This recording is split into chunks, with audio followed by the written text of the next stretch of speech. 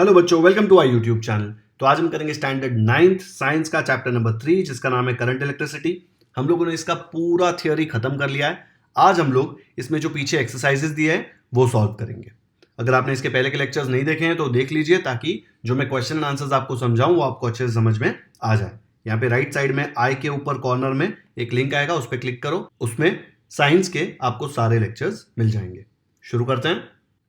यहाँ पे एक्सरसाइजेस में फर्स्ट क्वेश्चन दिया है, the accompanying figure shows some electrical appliances connected in a circuit in a house. ये वाला फिगर दिया है, यहाँ पे आपको दिख रहा है। यहाँ पे एक लैंप है, ये भी एक लैंप है, तो उसमें बल्ब होगा। यहाँ पे एक टीवी है, टीवी प्लग से कनेक्टेड है। ठीक है, शायद ये फायर प्लेस है, ये भी प्लग से कनेक्टेड है।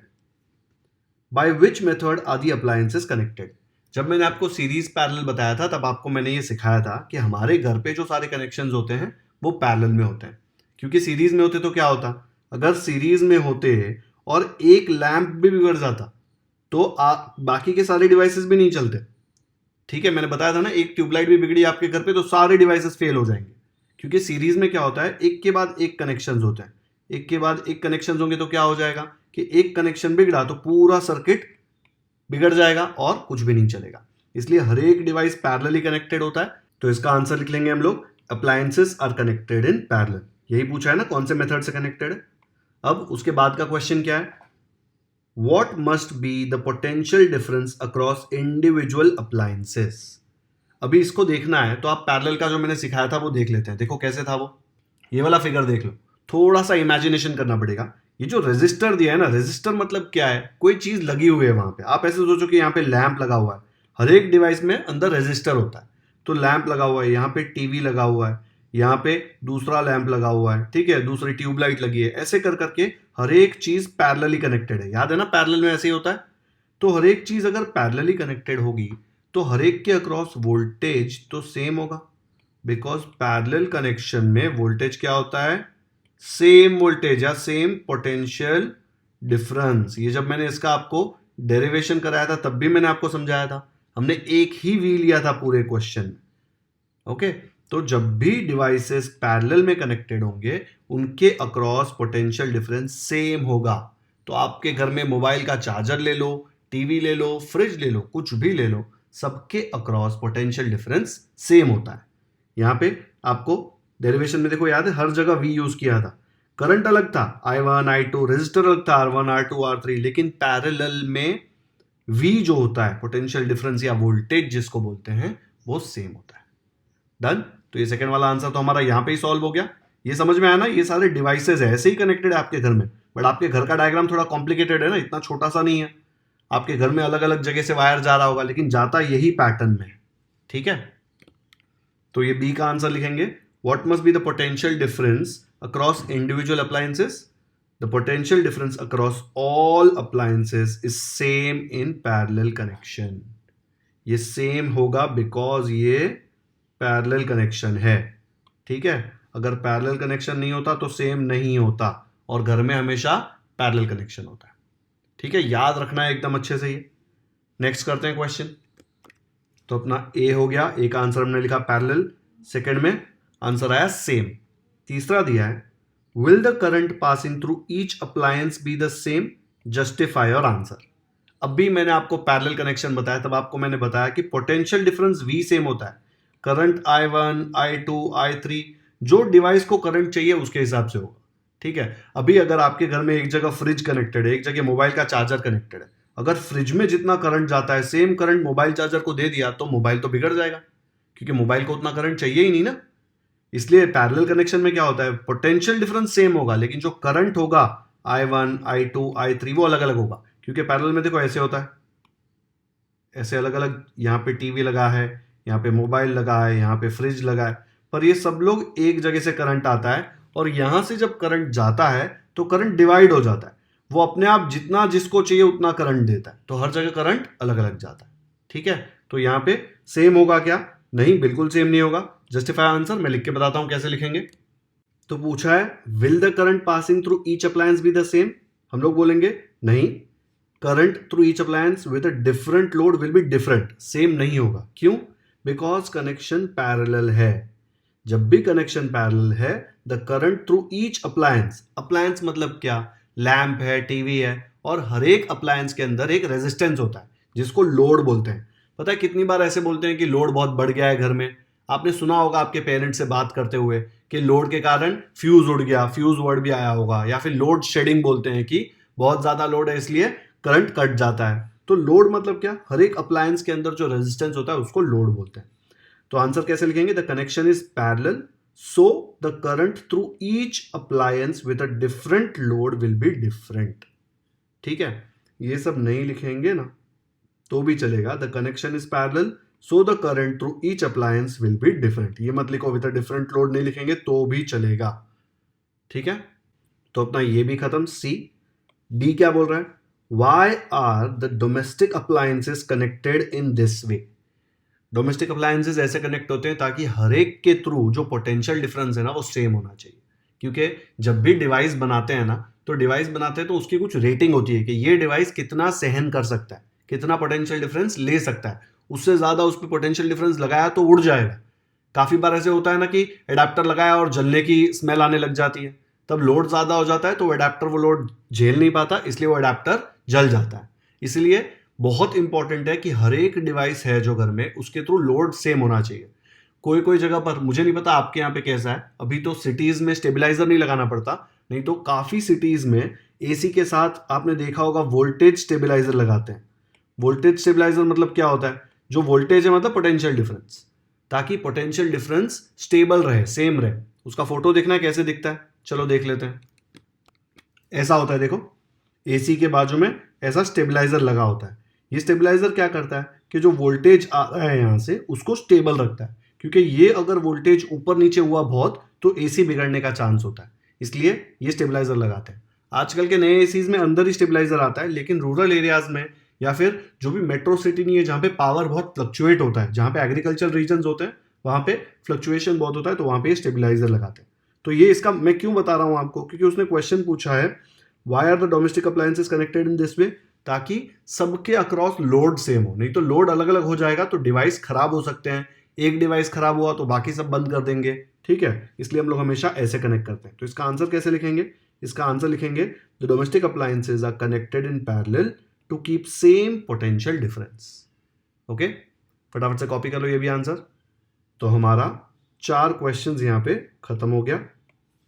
ई क्या बोल रहा है, if the TV stops working will the other appliances also stop working, explain your answer. ये टीवी का कनेक्शन बिगड़ा, अगर टीवी बंद हुआ तो बाकी किसी को कोई फर्क नहीं पड़ेगा। हाँ, जो आदमी इधर बैठा है वो टीवी नहीं देख पाएगा, लेकिन ये लैंप, फायर प्लेस, ये वाला लैंप सब कुछ चलता रहेगा। क्यों, बिकॉज सारे कनेक्शंस पैरेलल में है। तो पैरेलल में अगर एक बंद हुआ तो कोई फर्क नहीं पड़ेगा। करंट के पास दूसरे रास्ते हैं, पैरेलल ऐसा होता है ना, ऐसा। तो करंट जब यहां से आता है तो उसके पास बहुत सारे रास्ते हैं, तीनों रास्ते से जा सकता है। अगर ये बिगड़ गया तो करंट बोलेगा ठीक है भाई, तू बिगड़ा तो क्या हुआ, मैं इधर से जाऊंगा, मैं इधर से जाऊंगा। तो हर जगह उसके पास रास्ता है। तो पैरेलल में देखो ऐसा है ना, ये लैंप है, फिर ये लैंप है, ये टीवी है। जब करंट यहां से आ रहा है, ठीक है, ये टीवी वाला रास्ता बिगड़ गया, इसका मतलब ये थोड़ी ना कि ये रास्ता और ये रास्ता भी बिगड़ गया। यहाँ तो सब सर्किट कंप्लीटेड है, तो यहाँ पे करंट चलता रहेगा। Okay, so if the TV stops working, we will not face any issue with other appliances. They will still keep working. तो इसका आंसर कैसे लिखेंगे, इसका आंसर लिखेंगे no, the other devices will not stop working as the current flowing through them is along different paths. अलग अलग paths है। क्यों है अलग अलग paths? Because parallel connection है। ये हिंट आपके लिए है, आपको एग्जाम में हिंट लिखने की जरूरत नहीं है। ठीक है, यहां पे लिखना है तो ऐसे लिख सकते हैं different paths of parallel connection, लेकिन ये जो मैंने लिख के दिया इतना लिखोगे तो भी आपको करेक्ट आंसर मिल जाएगा। डिफरेंट पाथ्स मैंने आपको बार बार समझाया कि पैरेलल में कैसे होता है, एक ये हो गया, दूसरा पाथ हो गया, तीसरा पाथ हो गया। जब करंट यहां से आता है तो उसके पास अलग अलग रास्ते हैं, डिफरेंट पाथ्स है। अगर यहाँ पे टीवी है और ये पाथ बिगड़ गया तो ये वाला और ये वाला तो चलता ही रहेगा, वो रास्ते एकदम सही है। ठीक है, चलो फटाफट से कॉपी कर लो ये आंसर भी, बहुत ही इंपॉर्टेंट है ये। एग्जाम में अगर ये पूछे नहीं ना तो भी फर्क नहीं पड़ता, क्योंकि ये कॉन्सेप्ट समझने के लिए बहुत ज्यादा इंपॉर्टेंट है। तो ऐसे मत सोचो एग्जाम में ऐसा क्वेश्चन नहीं आएगा, आ तो सकता ही है, लेकिन ऐसा सोच रहे हो कि पिक्चर वाला क्वेश्चन एग्जाम में नहीं आएगा और छोड़ देते हैं, छोड़ना मत, आपके कॉन्सेप्ट यहीं पे क्लियर होंगे। डन। तो हमारा ये ई भी खत्म हो गया। नेक्स्ट आते हैं हम क्वेश्चन नंबर 2 पे।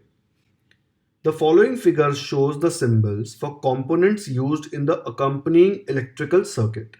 Place them at proper places and complete the circuit. क्या क्या दिया है? अब मैं एक्सपेक्ट कर रहा हूं कि आपको ये सिंबल्स याद हो गए होंगे। देखो, ये एक रेजिस्टर है, ये एक बैटरी है, ये ए मतलब एमीटर है, ये वोल्ट मीटर है, ये की है, प्लग की जिसको बोलते हैं, इसके अंदर प्लग डालेंगे तो ये कनेक्शन कंप्लीट हो जाएगा, और ये एक वेरिएबल रेजिस्टर है। ठीक है, तो ये सारे कंपोनेंट्स यूज करके आपको क्या करना है? सर्किट को कंप्लीट करना है। Which law can you prove with the help of the above circuit? ऐसा कौन सा लॉ है जो आप प्रूव कर सकते हो? इसका हिंट टेक्स्ट बुक में दिया है, लेकिन टेक्स्ट बुक में थोड़ा अलग तरीके से यूज किया। ये नहीं दिया था, बहुत सारी बैटरीज दी थी। तो पहले मैं आपको वो बता देता हूं, फिर मैं आपको बताऊंगा कि इसमें ये वाला रेजिस्टर यूज करके आप कैसे इसको सॉल्व कर सकते हो। पहले टेक्स्ट बुक का देख लेते हैं फिगर। पेज नंबर 37 पे आ जाओ। पेज नंबर 37 में आपको दिखेगा कि ऐसा ही एक सर्किट दिया। देखो, रेजिस्टेंस है, वोल्ट मीटर है, एम मीटर है, प्लग की है, बैटरी है, और क्या किया है? इससे वेरिफिकेशन ऑफ ओम्स लॉ किया है। ठीक है, ऐसा टेबल बना के। इसमें क्या कर रहे थे? इसमें पहले एक बैटरी लगाया, फिर ये सेम रख रहे थे, बैटरी चेंज कर रहे थे, फिर एक और बैटरी एक्स्ट्रा लगाया, फिर हमने मेजरमेंट किया, फिर मेजरमेंट लिख लिया, फिर तीसरा बैटरी लगाया, फिर मेजरमेंट सारे लिख दिए यहाँ पे कि कितना करंट आ रहा है, कितना पोटेंशियल डिफरेंस आ रहा है, वी अपॉन आई का वैल्यू क्या आ रहा है। फिर वापस चौथा बैटरी लगाया और वापस ये सब मेजर किया और देखा कि वी अपॉन आई का वैल्यू कांस्टेंट आता है। मैंने जब सिखाया था आपको पेज नंबर 37 तब आपको बताया था। तो ये सारे कंपोनेंट्स यूज करके verification of Ohm's law use हुआ था, किया था। अभी टेक्स्ट बुक में पीछे जो क्वेश्चन दिया है उसमें बहुत सारी बैटरी नहीं दिए, लेकिन बहुत सारे रेजिस्टर दिए। जब भी रेजिस्टर ऐसा दिया होगा उसका मतलब क्या है? वेरिएबल रेजिस्टर है। वेरिएबल रेजिस्टर में आप रेजिस्टर की वैल्यू बार बार चेंज कर सकते हो। तो हर बार हम चेंज करेंगे, फिर ये टेबल में उसकी वैल्यूज डाल देंगे, फिर चेंज करेंगे, फिर वैल्यू डाल देंगे। तो हम लोग उससे क्या प्रूव कर पाएंगे? हम लोग उससे ओम्स लॉ प्रूव कर पाएंगे। ठीक है, चलो देखते हैं कैसे आता है वो। तो यहाँ पे ये सारे कंपोनेंट्स दिए हुए हैं। ये रेजिस्टर हम लोग पहले लगा देते हैं यहाँ पे, फिर क्या आ जाएगा? ये बैटरी जो है वो यहाँ पे आ जाएगी नीचे। ये एमीटर इसके जस्ट बाद, क्योंकि हम लोग को करंट मेजर करना है जो इसमें से निकलेगा वो। ये बैटरी जब की कनेक्ट कर देंगे तो करंट निकलेगा उसमें। वोल्ट मीटर हमेशा रेजिस्टर के पैरेलल में होगा, इसलिए यहाँ पे दिख रहा है ये पैरेलल है। पैरेलल मतलब ये दो पॉइंट के बीच में ये रेजिस्टर भी कनेक्टेड है, वोल्ट मीटर भी कनेक्टेड है। ठीक है, फिर ये की जो है वो यहाँ पे लगा दूंगा, इसके अंदर हम लोग उसका पिन डाल देंगे तो ये सर्किट कंप्लीट हो जाएगा। और ये वेरिएबल रेजिस्टर मुझे यहाँ पे कनेक्ट करना पड़ेगा, तो मैं कैसे करूँगा? ऐसे कनेक्ट कर देता हूँ। ठीक है, इसके जस्ट बाद किया, लेकिन इसका मतलब क्या होता है कि इसके इधर आपके पास एक बटन होता है या ड्रैग करने का एक मैकेनिज्म होता है कि जैसे आप ड्रैग करेंगे, लेफ्ट राइट करेंगे, उसका रेजिस्टेंस बढ़ता जाएगा, लेफ्ट करेंगे कम होगा, राइट करते जाएंगे बढ़ता जाएगा। ऐसे समझ लो इसके पास आपके यहाँ पे एक बटन है या नॉब है, वो नॉब को घुमा के आप रेजिस्टेंस चेंज कर सकते हो। इसको वेरिएबल रेजिस्टेंस बोलते हैं। तो इससे क्या होगा? आप जैसे ही की डालेंगे इसमें से करंट फ्लो करना शुरू होगा, यहाँ पे आपको कुछ वोल्टेज दिखेगा। आप क्या करेंगे? पहले आप वोल्टेज की रीडिंग ले लेंगे V1 और करंट की रीडिंग ले लेंगे I1। ठीक है, फिर आप क्या करेंगे? ये की वापस से निकाल देंगे ताकि आपको करंट ना लगे। जैसे ही की निकाली सर्किट बंद हो जाएगा, यहाँ पे रेजिस्टेंस थोड़ा बढ़ा देंगे। ठीक है, थोड़ा बढ़ाने के बाद फिर से आप यहाँ पे की डालेंगे तो सर्किट शुरू हो जाएगा। तो आपको वोल्टेज की वैल्यू जो आएगी V2, फिर करंट की वैल्यू आ गई I2। वैसे ही आप क्या करेंगे? अलग अलग रीडिंग लेते जाएंगे, आपको V3 I3 ऐसे मिलता जाएगा। और जब आप ये रेशियो लेंगे ना, V1 upon I1, V2 upon I2, V3 upon I3, ये सारे रेशियोज क्या आएंगे? कांस्टेंट आएंगे। ये सब आपको लिखना नहीं है आंसर में। आंसर में सिर्फ आपको एक फिगर बनाना है और बोलना है कि ये यूज करके आप ओम्स लॉ वेरीफाई कर सकते हो। ठीक है, कैसे? क्योंकि देखो ना, ये जो रेशियोज है ये इक्वल है, मतलब क्या? ओम्स लॉ हुआ ना, V upon I equal to constant R, यही तो ओम्स लॉ है। ये I उधर जाएगा तो क्या हो जाएगा? V इक्वल टू IR, यही तो हमने पढ़ा था ओम्स लॉ। तो जब आप ये वैल्यूज निकालेंगे आपको कांस्टेंट आता है, उससे समझ में आता है कि ये सर्किट से आप ओम्स लॉ प्रूव कर सकते हैं। ठीक है, यहाँ पे ये सब बहुत सिंपल है, सिर्फ ये वेरिएबल रेजिस्टर लगाने में दिमाग लगा लेना, क्योंकि हमको पता है वोल्ट मीटर तो रेजिस्टर के पैरेलल में ही लगता है, एम मीटर बैटरी के बाद ही लगता है सीरीज में, कि हम लोग बैटरी के आजू बाजू ही लगाते हैं। तो ये सब काफ़ी सिंपल है। चलो वीडियो पॉज करो, फटाफट से ये डायग्राम बना लो और आंसर लिखो कि we can verify Ohm's law using this circuit. Done. तो ये क्वेश्चन 2 जो बहुत ही इंपॉर्टेंट था ये हमने कर लिया। इसमें आंसर क्या लिखोगे? Ohm's law can be proved with the help of the above circuit. ठीक है, और मैंने आपको सर्किट ऑलरेडी बता दिया। थर्ड क्वेश्चन दिया है, Umesh has two bulbs having resistances of 15 ohms and 30 ohms। मैंने आपको बताया कोई भी अप्लायंस ले लो, टीवी ले लो, बल्ब ले लो, या फिर मोबाइल का चार्जर ले लो, उसमें रेजिस्टेंसेस होते हैं। अभी बल्ब के रेजिस्टेंस क्या दिए हुए? 15 ohms and 30 ohms। He wants to connect them in a circuit, but if he connects them, उसको ये सर्किट में लगाने, बट जब वो कनेक्ट करता है ना सर्किट में, तो क्या हो रहा है? If he connects them one at a time the filament gets burned. Bulb के अंदर फिलामेंट होता है, आपको पता है? बल्ब के अंदर 2 वायर्स होते हैं और 2 वायर के बीच में एक पतला सा वायर होता है जिसको फिलामेंट बोलते हैं। जब आप बल्ब ग्लो करता है तो वो फिलामेंट जलता है, बर्न होता है, तब जाके बल्ब ग्लो होता है। चलो फिलामेंट भी देख लेते हैं एक बार। तो बल्ब के अंदर ये जो होता है ना, ये वाला पार्ट, इसको फिलामेंट बोलते हैं। ठीक है, तो यहाँ पे क्या हो रहा है? उमेश जब भी ये बल्ब सर्किट में कनेक्ट कर रहा है, लेट्स से बल्ब का होल्डर है यहाँ पे, ठीक है, यहाँ से वायर जा रहा है, यहाँ से वायर जा रहा है, तो जैसे ही वो सर्किट में कनेक्ट करता है तो ये फिलामेंट जल जा रहा है, और फिलामेंट जब जलता है तब बल्ब फूट भी सकता है। ठीक है, तो ये बहुत रिस्की है यहाँ पे जो हो रहा है वो। तो वो क्या पूछ रहा है आपको? If he connects them one at a time the filament gets burned. 2 bulb है उसके पास, वो एक लगा रहा है ना, पहले ये लगा के देखा तो भी जल जा रहा है, फिर ये लगा के देखा तो भी जल जा रहा है। तो अब वो बोल रहा है answer the following, which method should he use to connect the bulbs. अब मुझे बताओ ये क्यों हो रहा है? जब वो बल्ब लगा रहा है सर्किट में, अगर लेट्स से मैं एक सर्किट बनाता हूँ, यहाँ पे पावर आ रहा है, बैटरी है, ठीक है, प्लस माइनस, यहाँ पे स्विच है, और हम लोग बल्ब यहाँ पे कनेक्ट कर रहे हैं, और जैसे ही बल्ब कनेक्ट कर रहे हैं तो ये फूट जा रहा है। पहले 15 ohms वाला कनेक्ट किया, फिर 30 ohms वाला कनेक्ट किया, लेकिन वो फूट रहा है। तो क्यों हो रहा है ये ऐसा क्यों हो रहा है? बिकॉज जैसे ही वो बल्ब कनेक्ट करता है यहाँ पे, तो यहाँ से करंट फ्लो होना शुरू होता है, और ये करंट क्या जनरेट करता है? हीट जनरेट करता है। आपने कभी भी कोई बहुत ही हैवी व्हीकल या हैवी फ्रिज वगैरह का वायर टच करके देखा होगा तो वायर बहुत गर्म हो जाता है। कभी कभी चार्जर भी, मोबाइल का पूरी रात चल रहा हो, चार्जर को आप टच करके देखेंगे तो गर्म होता है। क्यों होता है गर्म? वहाँ पे गीजर है क्या? नीचे गैस से गर्म कर रहे हो क्या? नहीं, उसमें करंट जा रहा है और वो करंट के कारण गर्म हो रहा है। तो यहाँ पे भी वही हो रहा है। तो इसका मतलब क्या है कि जो करंट जनरेट हो रहा है वो करंट ये बल्ब सहन नहीं कर पा रहा। ये बल्ब का रेजिस्टेंस जो है वो बहुत कम है और वो ये करंट सहन नहीं कर पा रहा। तो मुझे रेजिस्टेंस बढ़ाना है। यहाँ पे रेजिस्टेंस कब बढ़ता है? हमने 2 टाइप के कनेक्शन देखे, एक देखा सीरीज, एक देखा पैरेलल। पैरेलल में क्या होता है?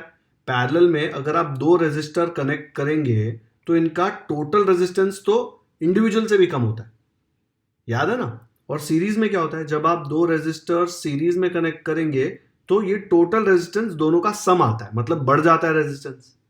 ठीक है, तो मुझे रेजिस्टेंस बढ़ाना है क्योंकि करंट सहन नहीं हो रहा, करंट कम करना है तो रेजिस्टेंस बढ़ाना पड़ेगा। तो मैं क्या करूंगा? दोनों बल्ब को सीरीज में एक साथ कनेक्ट करूंगा, तो यहाँ पे रेजिस्टेंस बढ़ जाएगा, और जब ये करंट फ्लो होगा तो ये बल्ब वो करंट सहन कर पाएंगे और दोनों ग्लो हो जाएंगे, दोनों जलेंगे नहीं। तो यहाँ पे क्वेश्चन का आंसर था कि इसको सीरीज में कनेक्ट करना पड़ेगा तो ही ये चलेगा, नहीं तो नहीं चलेगा। तो आंसर कैसे लिखेंगे इसका? मैंने बहुत डिटेल में आंसर लिखा है, थोड़ा आपको डिफिकल्ट लग सकता है, लेकिन जो मैंने आपको एक्सप्लेन किया वही मैंने यहाँ पे लिख के दिया। When Umesh connects the bulbs one at a time, the filaments of the bulbs get burnt. ये तो उसने क्वेश्चन में दिया था। This means the filament cannot tolerate the heat energy. Heat energy कहाँ से आई भाई?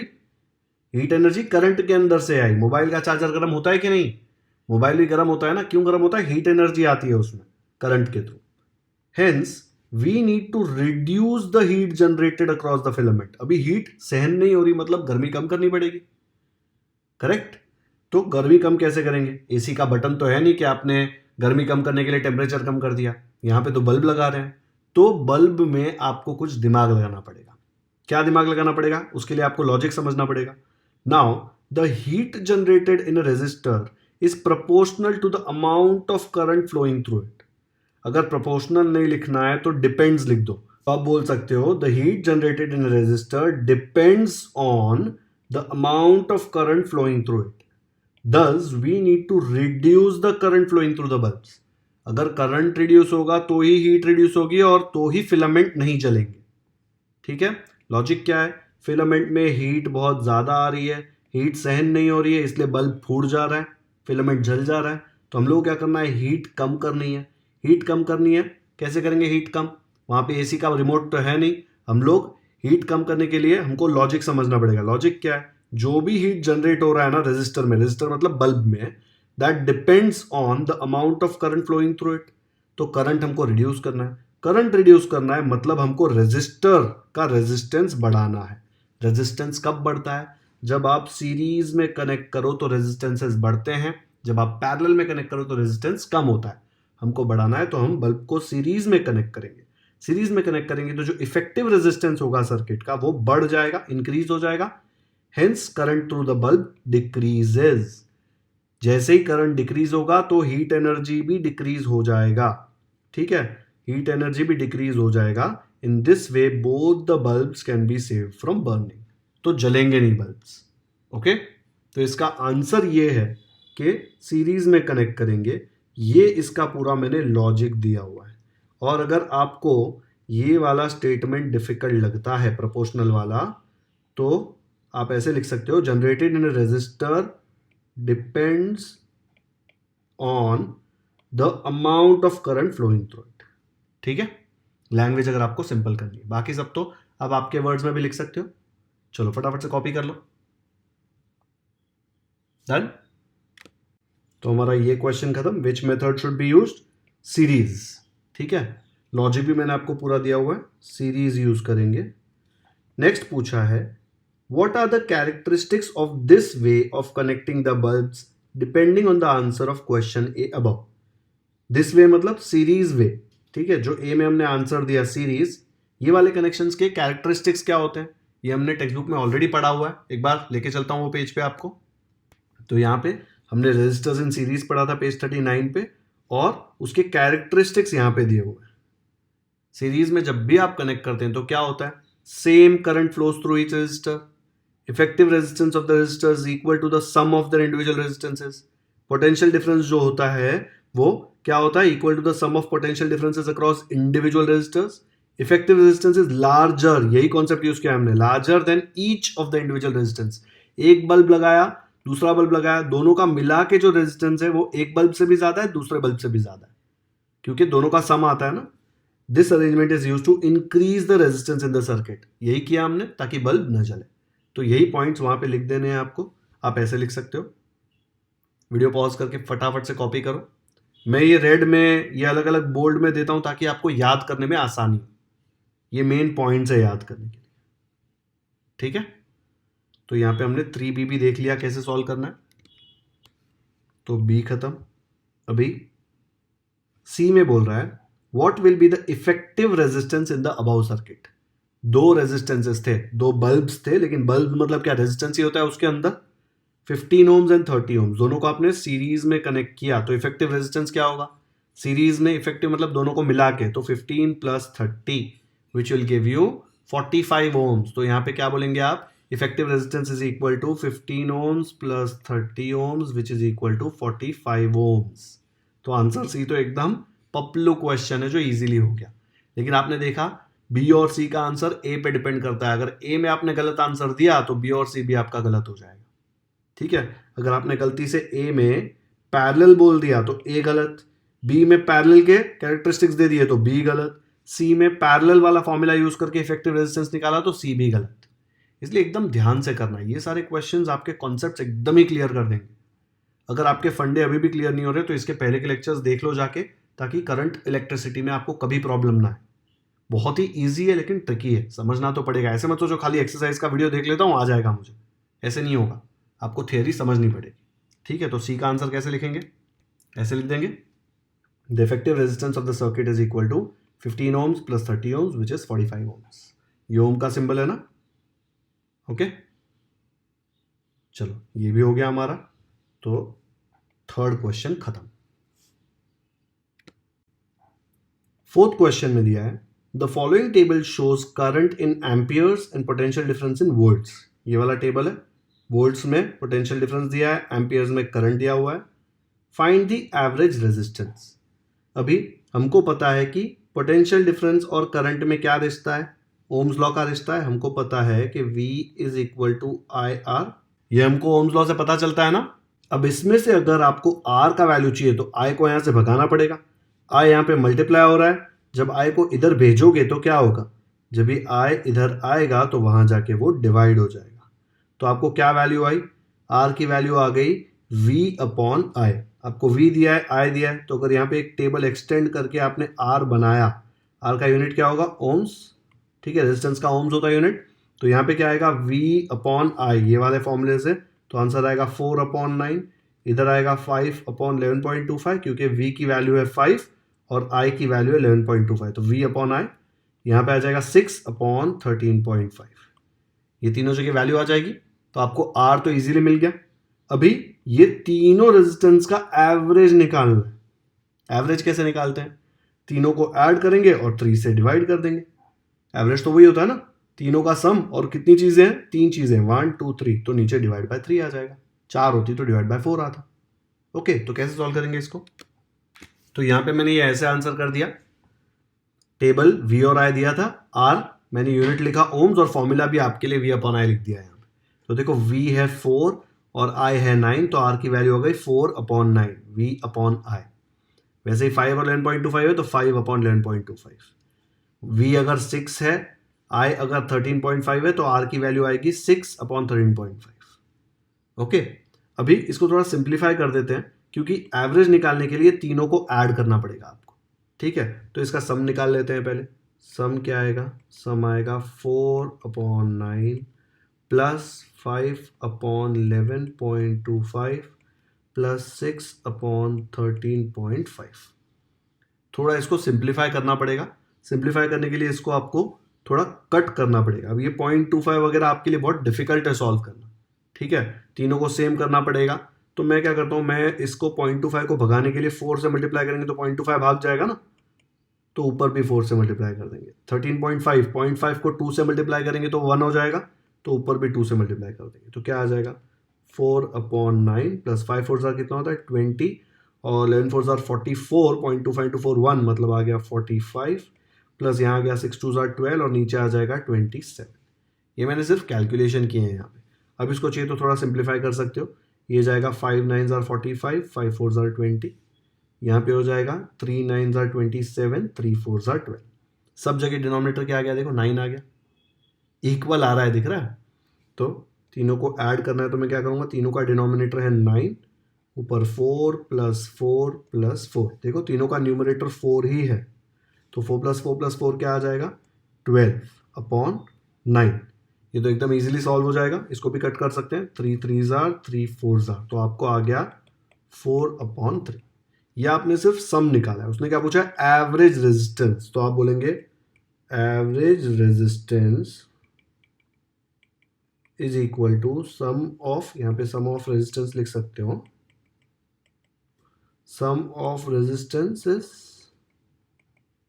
अपॉन कितने रेजिस्टेंसेस है, 3 है, तो divide by 3। Sum of resistances हमने पूरा सब कचरा करके 4 अपॉन 3 निकाला है, तो यहाँ पे 4 अपॉन 3, ये सिर्फ इसका वैल्यू है, और नीचे 3 अलग से है, तो ये नीचे 3 आ गया, इक्वल टू, जब इसको सिंप्लीफाई करेंगे तो क्या आएगा, equal to 4 upon 3 into 1 upon 3, है ना। या फिर आप सीधे लिख सकते हो कि ये वाला 3 नीचे जाके मल्टीप्लाई हो जाएगा, तो मुझे मिलेगा 4 अपॉन 9। तो एवरेज रेजिस्टेंस कितना आया, 4 अपॉन 9। इसमें सबसे डिफिकल्ट पार्ट ये वाला है, लेकिन ये तो मैथ्स का पार्ट है। ये सॉल्व करने के लिए मैंने क्या किया, 0.25 को मुझे पता है 4 से मल्टीप्लाई करेंगे तो क्या आता है, देखो 5 4 जार 20, 4 2 जार 8, प्लस 2 10, 1, और ये 0, 2 डेसिमल पॉइंट, तो क्या आ जाएगा आपको आंसर, 1 आ जाएगा, करेक्ट। तो मुझे पता है कि 0.25 को 4 से मल्टीप्लाई करूंगा तो 1 आएगा, वैसे ही 0.5 को 2 से मल्टीप्लाई करूंगा तो भी 1 आ जाएगा, इसलिए मैंने यहाँ पे 2 से मल्टीप्लाई की, ठीक है। और बहुत सारे मेथड है, आप पूरा डिवाइड करके सॉल्व करो तो भी आपको आएगा ये, लेकिन बहुत मेहनत लगेगी, इसलिए मैंने ये वाला मेथड सिखाया, ठीक है। चलो वीडियो पॉज करके फटाफट से एवरेज रेजिस्टेंस हमने 4/9 निकाल लिया, कॉपी कर लो। ये नीचे 3 फॉर्मूला ऐसे रट्टा मत मारना, 3 रेजिस्टेंस थे इसलिए डिवाइड बाय 3 आया। एवरेज में हमेशा जितनी वैल्यूज होती है उतना डिवाइड बाय आता है, 10 होते तो डिवाइड बाय 10 कर लेते। आपके क्लास में 60 बच्चे हैं, 60 बच्चे का एवरेज मार्क्स निकालना है तो डिवाइड बाय 60 करना पड़ेगा। ठीक है, हो गया कॉपी। नेक्स्ट करते हैं। तो ये हमारा फर्स्ट वाला खत्म। एवरेज रेजिस्टेंस हमने निकाला 4/9 ओम्स। आंसर में ओम्स लिखा था, नहीं लिखा है तो यहाँ पे ओम्स लिख दो, क्योंकि ये रेजिस्टेंस है। सम ऑफ रेजिस्टेंस जो आएगा वो रेजिस्टेंस के यूनिट में ही आएगा, ओम्स। एकदम परफेक्ट बनाना है तो यार एकदम बना दो परफेक्ट। ठीक है, तो ये लिखना मत भूलना, नहीं तो यूनिट्स के मार्क्स कट जाएंगे आपके। तो ये हमारा खत्म हो गया ए। बी देखते हैं। What will be the nature of graph between the current and potential difference? Do not draw a graph. देखो V/I कांस्टेंट है ना, ये हमेशा वैल्यू कांस्टेंट आती है, ओम्स लॉ यही बोलता है ना। तो जब भी ऐसा वेरिएशन आता है ना, जब समथिंग अपॉन समथिंग एक कांस्टेंट होता है, लीनियर होता है, तो उसको हम लोग बोलते हैं स्ट्रेट लाइन। तो इसका जब ग्राफ बनेगा तो आपको स्ट्रेट लाइन मिलेगा। ठीक है, तो यहाँ पे इसका आंसर हम लोग ऐसे लिख देंगे कि the nature of the graph between the current and potential difference will be a straight line. ये हमेशा स्ट्रेट लाइन ही होता है। डन। नेक्स्ट पूछा है which law will the graph prove, explain the law. Graph क्या देखना है, यही पता है ना कौन से लॉ से प्रूव हो रहा है। ये हमने ओम्स लॉ यूज करके निकाला है ना, तो हम लोग बोल सकते हैं कि the graph proves Ohm's law. क्यों? बिकॉज ओम्स लॉ का मैंने टेक्स्ट बुक में से ही देखो ये पूरा डेफिनेशन यहाँ पे लिख दिया है। If the physical state of the conductor remains constant, the current I flowing through it is directly proportional to the potential difference between its two ends. मतलब v directly proportional to i, ये directly proportional को अगर equal to से replace करना है तो एक constant डालना पड़ता है। जनरली हम लोग k डालते हैं, लेकिन यहाँ पे हम लोग r डाल रहे हैं। ये r क्या है? r is a constant of proportionality called the resistance of the resistor. ठीक है, तो ये v equal to R I क्या है? ये है ओम्स लॉ। ये हमने किससे प्रूव किया? ये ग्राफ से प्रूव किया। डन। तो हमारा यहां पे सी भी हो गया खत्म। ओके, जिसको ये ग्राफ ज्यादा डिटेल में समझना है ना, आप देख सकते हो। अगर आप ये लाइंस प्लॉट करोगे ना, ये वाले पॉइंट्स आप ग्राफ पेपर पे प्लॉट कर दो। x पे 4, y पे 9, ठीक है, तो यहां पे कहीं पे आएगा। फिर x पे 5 और y पे 11.25, तो यहां पे कहीं पे आएगा। x पे 6, ये 13.5, तो यहाँ पे कहीं पे आएगा। तीनों को जब ज्वाइन करोगे तो एक स्ट्रेट लाइन बनेगी। यहाँ पे देख लो, मैंने ग्राफ बना दिया, जिस ग्राफ पेपर पे मैंने ये तीनों पॉइंट्स प्लॉट कर दिए। a 4,9 देख लो, v4 है और i 9 है, टेबल जो दिया है टेक्स्ट बुक में।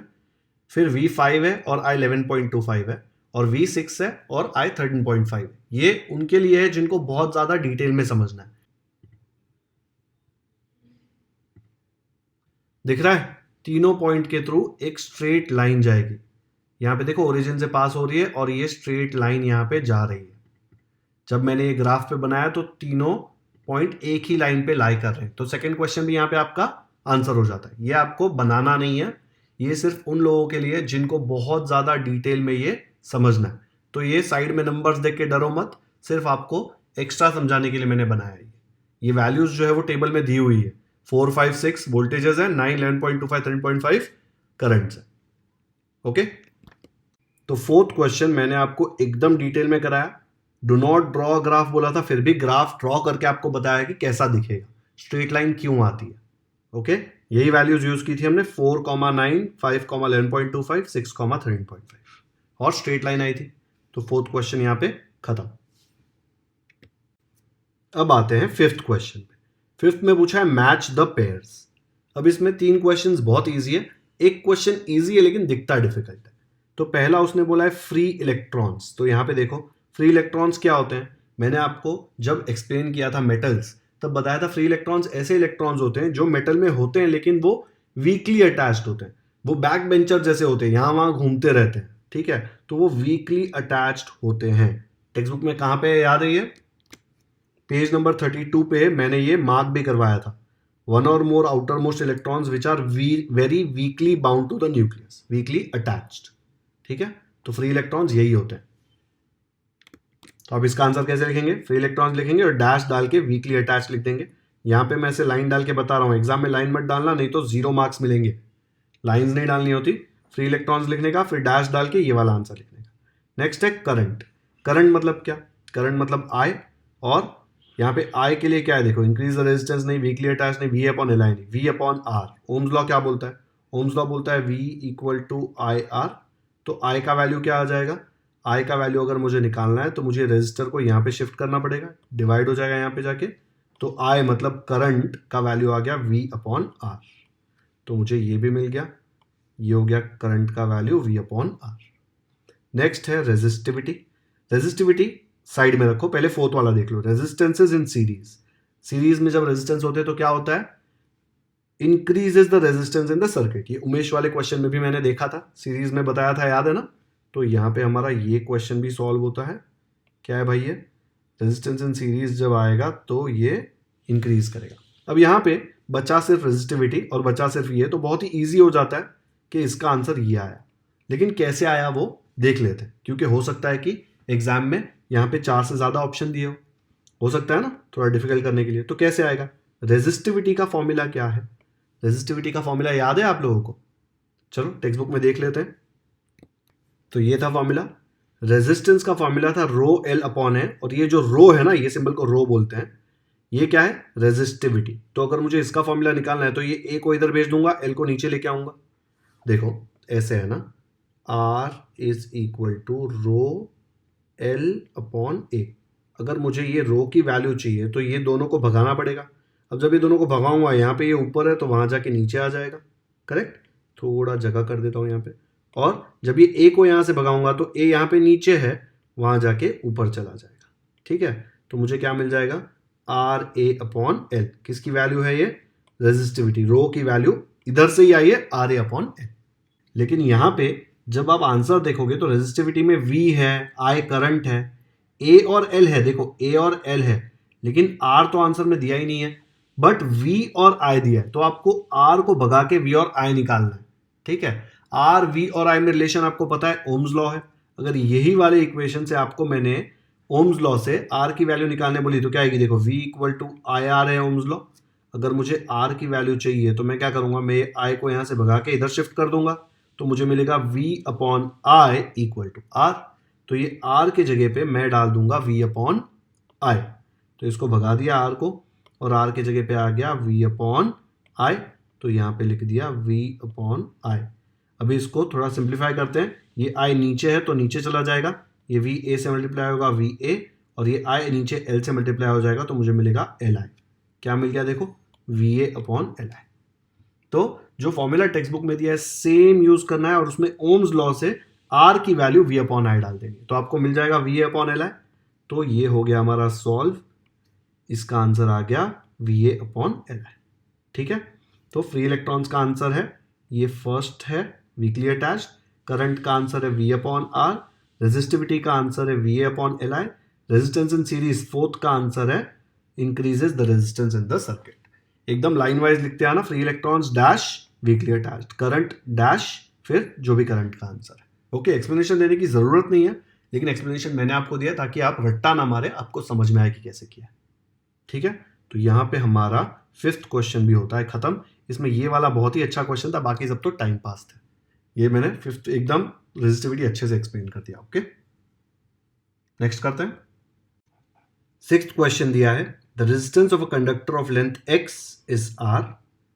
If its area of cross section is a, what is its resistivity?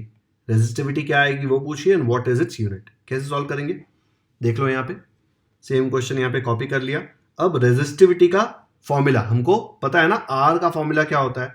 Are का फॉर्मूला होता है रो L upon A.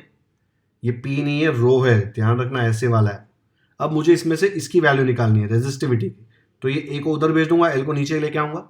Match the columns में भी हमने किया था, तो क्या आ जाएगा आपको मिल जाएगा ऐसे, ए ऊपर जाएगा आर ए और एल नीचे आ जाएगा, तो रो की वैल्यू आ जाएगी आर ए अपॉन एल। अब इसमें वैल्यू सब्स्टिट्यूट करो, एल के जगह पे एक्स डाल दो, जो कैपिटल आर रेजिस्टर है उसके जगह पे स्मॉल आर डाल दो। लिखा है देखो यहाँ पे, रेजिस्टेंस इज स्मॉल आर, और एरिया ऑफ क्रॉस सेक्शन क्या है? एरिया ऑफ क्रॉस सेक्शन दिया हुआ है स्मॉल ए, तो इधर आ जाएगा स्मॉल ए, ठीक है? तो आपको क्या मिल जाएगा? आपको मिल जाएगा R A upon X, resistance is R, तो आर के जगह पे स्मॉल आर, फिर जो ए है वो कितना है, area of cross section is small A, तो कैपिटल ए के जगह small A. Resistance of a conductor of length X, length कितना है एल एक्स, तो रो की वैल्यू आ गई R A upon X. Unit of resistivity हमको पता है कि ओम मीटर होता है। ये ओम मीटर कैसे आता है याद है, देखो रो का यूनिट निकालना है तो देखो रेजिस्टेंस का यूनिट क्या होता है, रेजिस्टेंस का यूनिट होता है ओम्स। एरिया का यूनिट क्या होगा, एरिया का यूनिट होगा मीटर स्क्वायर। फिर लेंथ का यूनिट क्या होगा, लेंथ का यूनिट होगा मीटर। ठीक है, तो देखो यहाँ पे 1 मीटर के साथ 1 मीटर कट, बचा क्या, ऊपर बचा 1 ओम और 1 मीटर, तो यूनिट्स क्या आ गए, ओम मीटर। ओके, यूनिट्स ऐसे निकालते हैं, फॉर्मूले से निकलते हैं, लेकिन ये समझने की जरूरत नहीं है, याद भी रख सकते हो कि रेजिस्टिविटी का यूनिट क्या है, ओम मीटर। आ गया समझ में? तो हमने दोनों क्वेश्चन आंसर कर दिए। व्हाट इज इट्स रेजिस्टिविटी, ये रहा answer. What is its unit, ये रहा आंसर। दोनों आंसर किए, मस्त 2 मार्क्स मिल जाएंगे इसके। इसके बाद क्वेश्चन 7, 8 और 9 है। पहले हम लोग क्वेश्चन नंबर 9 करेंगे, बिकॉज आपके एग्जाम में ये प्रॉब्लम्स आ सकते हैं। तो 9th में ए बी सी है, शुरू करते हैं ए से। 9th ए में दिया हुआ है, the resistance of a 1 metre long nichrome wire is 6 ohms। Nichrome एक एलॉय होता है निकेल और क्रोमियम का, ठीक है। तो इसका रेजिस्टेंस दिया हुआ है 6 ohms। लेंथ कितना है देखो भाई, 1 metre. If we reduce the length of the wire to 70 centimetre, पहले वायर इतना बड़ा था 1 मीटर, तो उसका रेजिस्टेंस था 6 ohms। अब लेंथ रिड्यूस करके कर दिया 70 सेंटीमीटर, तो रेजिस्टेंस कितना आएगा। हम लोगों ने जब रेजिस्टिविटी का फॉर्मूला किया था तब मैंने आपको बताया था कि resistance is directly proportional to length, याद है वो, directly proportional to length and inversely proportional to area of cross section. देख लेना एक बार फॉर्मूला, चलो देख लेते हैं। पेज नंबर 35 पे आपको यहाँ पे ऊपर दिखेगा resistance is directly proportional to length, ठीक है। तो यही फॉर्मूला यूज करके हम लोग ये क्वेश्चन सॉल्व करेंगे। तो क्या दिया है यहाँ पे बोला है 1 मीटर लॉन्ग वायर है तो रेजिस्टेंस है 6 ohm। अगर लेंथ रिड्यूस करके 70 सेंटीमीटर कर दिया तो रेजिस्टेंस क्या होगा। सबसे पहले यहाँ पे यूनिट्स है ना, वो प्रॉब्लम करेंगे। तो यहाँ पे 70 सेंटीमीटर है, यहाँ पे 1 मीटर है, तो यहाँ पे मैं रेशियो लेके चेक करने वाला हूं। तो ये 1 मीटर को मैं कन्वर्ट कर देता हूं सेंटीमीटर में और उसको बना देता हूं 100 centimetre. Correct, 1 metre is 100 centimetre. अब इसका रेजिस्टेंस हमको पता है 6 ohm, तो हम लोग 2 वैल्यू ले लेते हैं, इसको R1 बोलते हैं, और ये जो नया रेजिस्टेंस आने वाला है ना 70 सेंटीमीटर का, उसका रेजिस्टेंस लेते हैं R2। पहले मैं आपको रफ में सॉल्व करवा रहा हूं। तो ये जो R1 है, क्या मैं बोल सकता हूं it is directly proportional to length. R is directly proportional to length, ये था ना फॉर्मूला। अगर R1 लिया तो resistance 1 will be directly proportional to length 1। Length 1 कितना है भाई, उसका लेंथ है 100, तो ये L1 के जगह पे मैं 100 डाल सकता हूं। अगर मुझे ये साइन हटानी है तो उसके जगह पे क्या करना पड़ता है, मुझे लिखना पड़ता है R1 इक्वल टू K। ये प्रोपोर्शनल का साइन हटाना है तो इक्वल टू कांस्टेंट आता है, याद है हमने 8th स्टैंडर्ड में क्या हुआ है, और ये 100 बाजू में तो आएगा ही, तो इंटू 100। ओके, वैसे ही जो R2 होगा वो क्या आएगा, R2 will be directly proportional to 70, because R2 का लेंथ कितना है देखो, वायर का लेंथ 70 सेंटीमीटर है। अभी वापस से प्रोपोर्शनल का साइन हटाना है तो मैं लिखूंगा R2 equal to K into 70। ये 2 इक्वेशन मिल गया। अब यहां पे मुझे R1 तो पता है, R1 कितना है, जब 100 सेंटीमीटर का वायर था 1 मीटर का, तो रेजिस्टेंस था 6 ohm, तो ये R1 का वैल्यू जो है ना वो हमको पता है कि 6 है, ठीक है। अब मैं ये k को हटाना चाहता हूं, तो मैं इक्वेशन 2 को 1 से डिवाइड करूंगा तो k कट जाएगा ना। देखो, अगर इक्वेशन 2 को इक्वेशन 1 से डिवाइड कर दिया, इक्वेशन 1 में क्या है, ऐसा है ना, 6 इक्वल टू K इंटू 100, और यहाँ पे है R2 equal to K into 70। तो 2 को 1 से डिवाइड किया मतलब R2 upon 6 equal to K into 70 upon K into 100। यहाँ पे क्या हो जाएगा, K और K कट जाएगा, ये 6 उधर जाएगा, तो मुझे मिलेगा R2 equal to 70 upon 100 into 6, multiply होगा उधर जाके, 7 6 होता है 42, साथ में 0 आएगा ना, 7 6 42, साथ में 0, 420 अपॉन 100, एक 0 कट करो, 42 अपॉन 10 कितना हो जाएगा, 4.2 रेजिस्टेंस है, उसका यूनिट आ जाएगा ओम्स। खत्म, बस इतना ही करना है। एक फॉर्मूला था R directly proportional to L, वो हमको पता है, वो यूज करके हम लोगों ने वेरिएशन या प्रोपोर्शन के कॉन्सेप्ट जो होते हैं K डालने का प्रोपोर्शन के बाद, इक्वल टू में डालना है तो, और डिवाइड करके हम लोग ने इसका वैल्यू निकाल लिया। ऐसे हम लोगों ने काफ़ी क्वेश्चन 8th में ऑलरेडी किए थे मैथमेटिक्स में, ठीक है। तो इसको फेयर में कैसे लिखेंगे, फेयर में सब डिटेल में लिख के बताना पड़ेगा। तो ऐसे आएगा, देख लो एक बार। पहले हम लोग बोलेंगे let R1 and R2 be the resistances of the nichrome wire of length 1 metre, 1 metre मतलब 100 सेंटीमीटर, एंड दूसरा लेंथ कितना है 70 सेंटीमीटर, ठीक है। यहाँ पे देख लो दो लेंथ दिया हुआ, एक जगह 70 सेंटीमीटर और एक जगह 1 मीटर। 1 मीटर को हम लोग ने कन्वर्ट किया है सेंटीमीटर्स में, क्योंकि दोनों सेंटीमीटर में और मुझे यहाँ पे रेशियो लेना है। Resistance of a wire is directly proportional to its length, ये हम लोग को पता है। Therefore R1 is directly proportional to 100, क्योंकि R1 मैंने इसको लिया हुआ है 1 मीटर वाले को, 1 मीटर मतलब 100 ना, तो R1 आ जाएगा प्रोपोर्शनल की जगह इक्वल टू K और into 100 where K is a constant. And R2 का क्या आएगा, R2 will be proportional to 70 because उसका लेंथ 70 सेंटीमीटर है। फिर ये प्रोपोर्शनल को हटाना तो उसकी जगह इक्वल टू K इंटू 70। अब मुझे दोनों मिल गया, मैं यहाँ पे क्या कर रहा हूँ डिवाइडिंग 2 बाई 1, तो क्या आ जाएगा R2 upon R1 equal to K into 70 upon K into 100। Dividing 2 by 1 क्यों किया, क्योंकि मुझे R1 पता है, तो R1 नीचे रखूंगा तो वहां पे फेंक दूंगा तो काम हो जाएगा ना। R2 मुझे फाइंड करना है, इसलिए R2 को ऊपर रखा है। अगर जिसको फाइंड करना है उसको नीचे रखा ना, तो वापस लास्ट में आपको सब उल्टा सीधा करना पड़ेगा। इसलिए R2 फाइंड करना है तो R2 को ऊपर रखो, इसलिए डिवाइड 2 बाई 1 किया तो R2 ऊपर ही रहेगा, ठीक है। अभी R1 यहाँ पे डिवाइड हो रहा है, वहां जाके मल्टीप्लाई हो जाएगा। R1 की वैल्यू कितनी है 6, ये तो क्वेश्चन में दिया हुआ है। 70 इंटू 6 आ जाएगा 420, यहाँ पे 0 0 कट हो जाएगा, 42 अपॉन 10 आ जाएगा 4.2 ओम्स। तो रेजिस्टेंस जो है R2 उसकी वैल्यू हमको मिल गई 4.2 ओम्स। अगर आपको चाहिए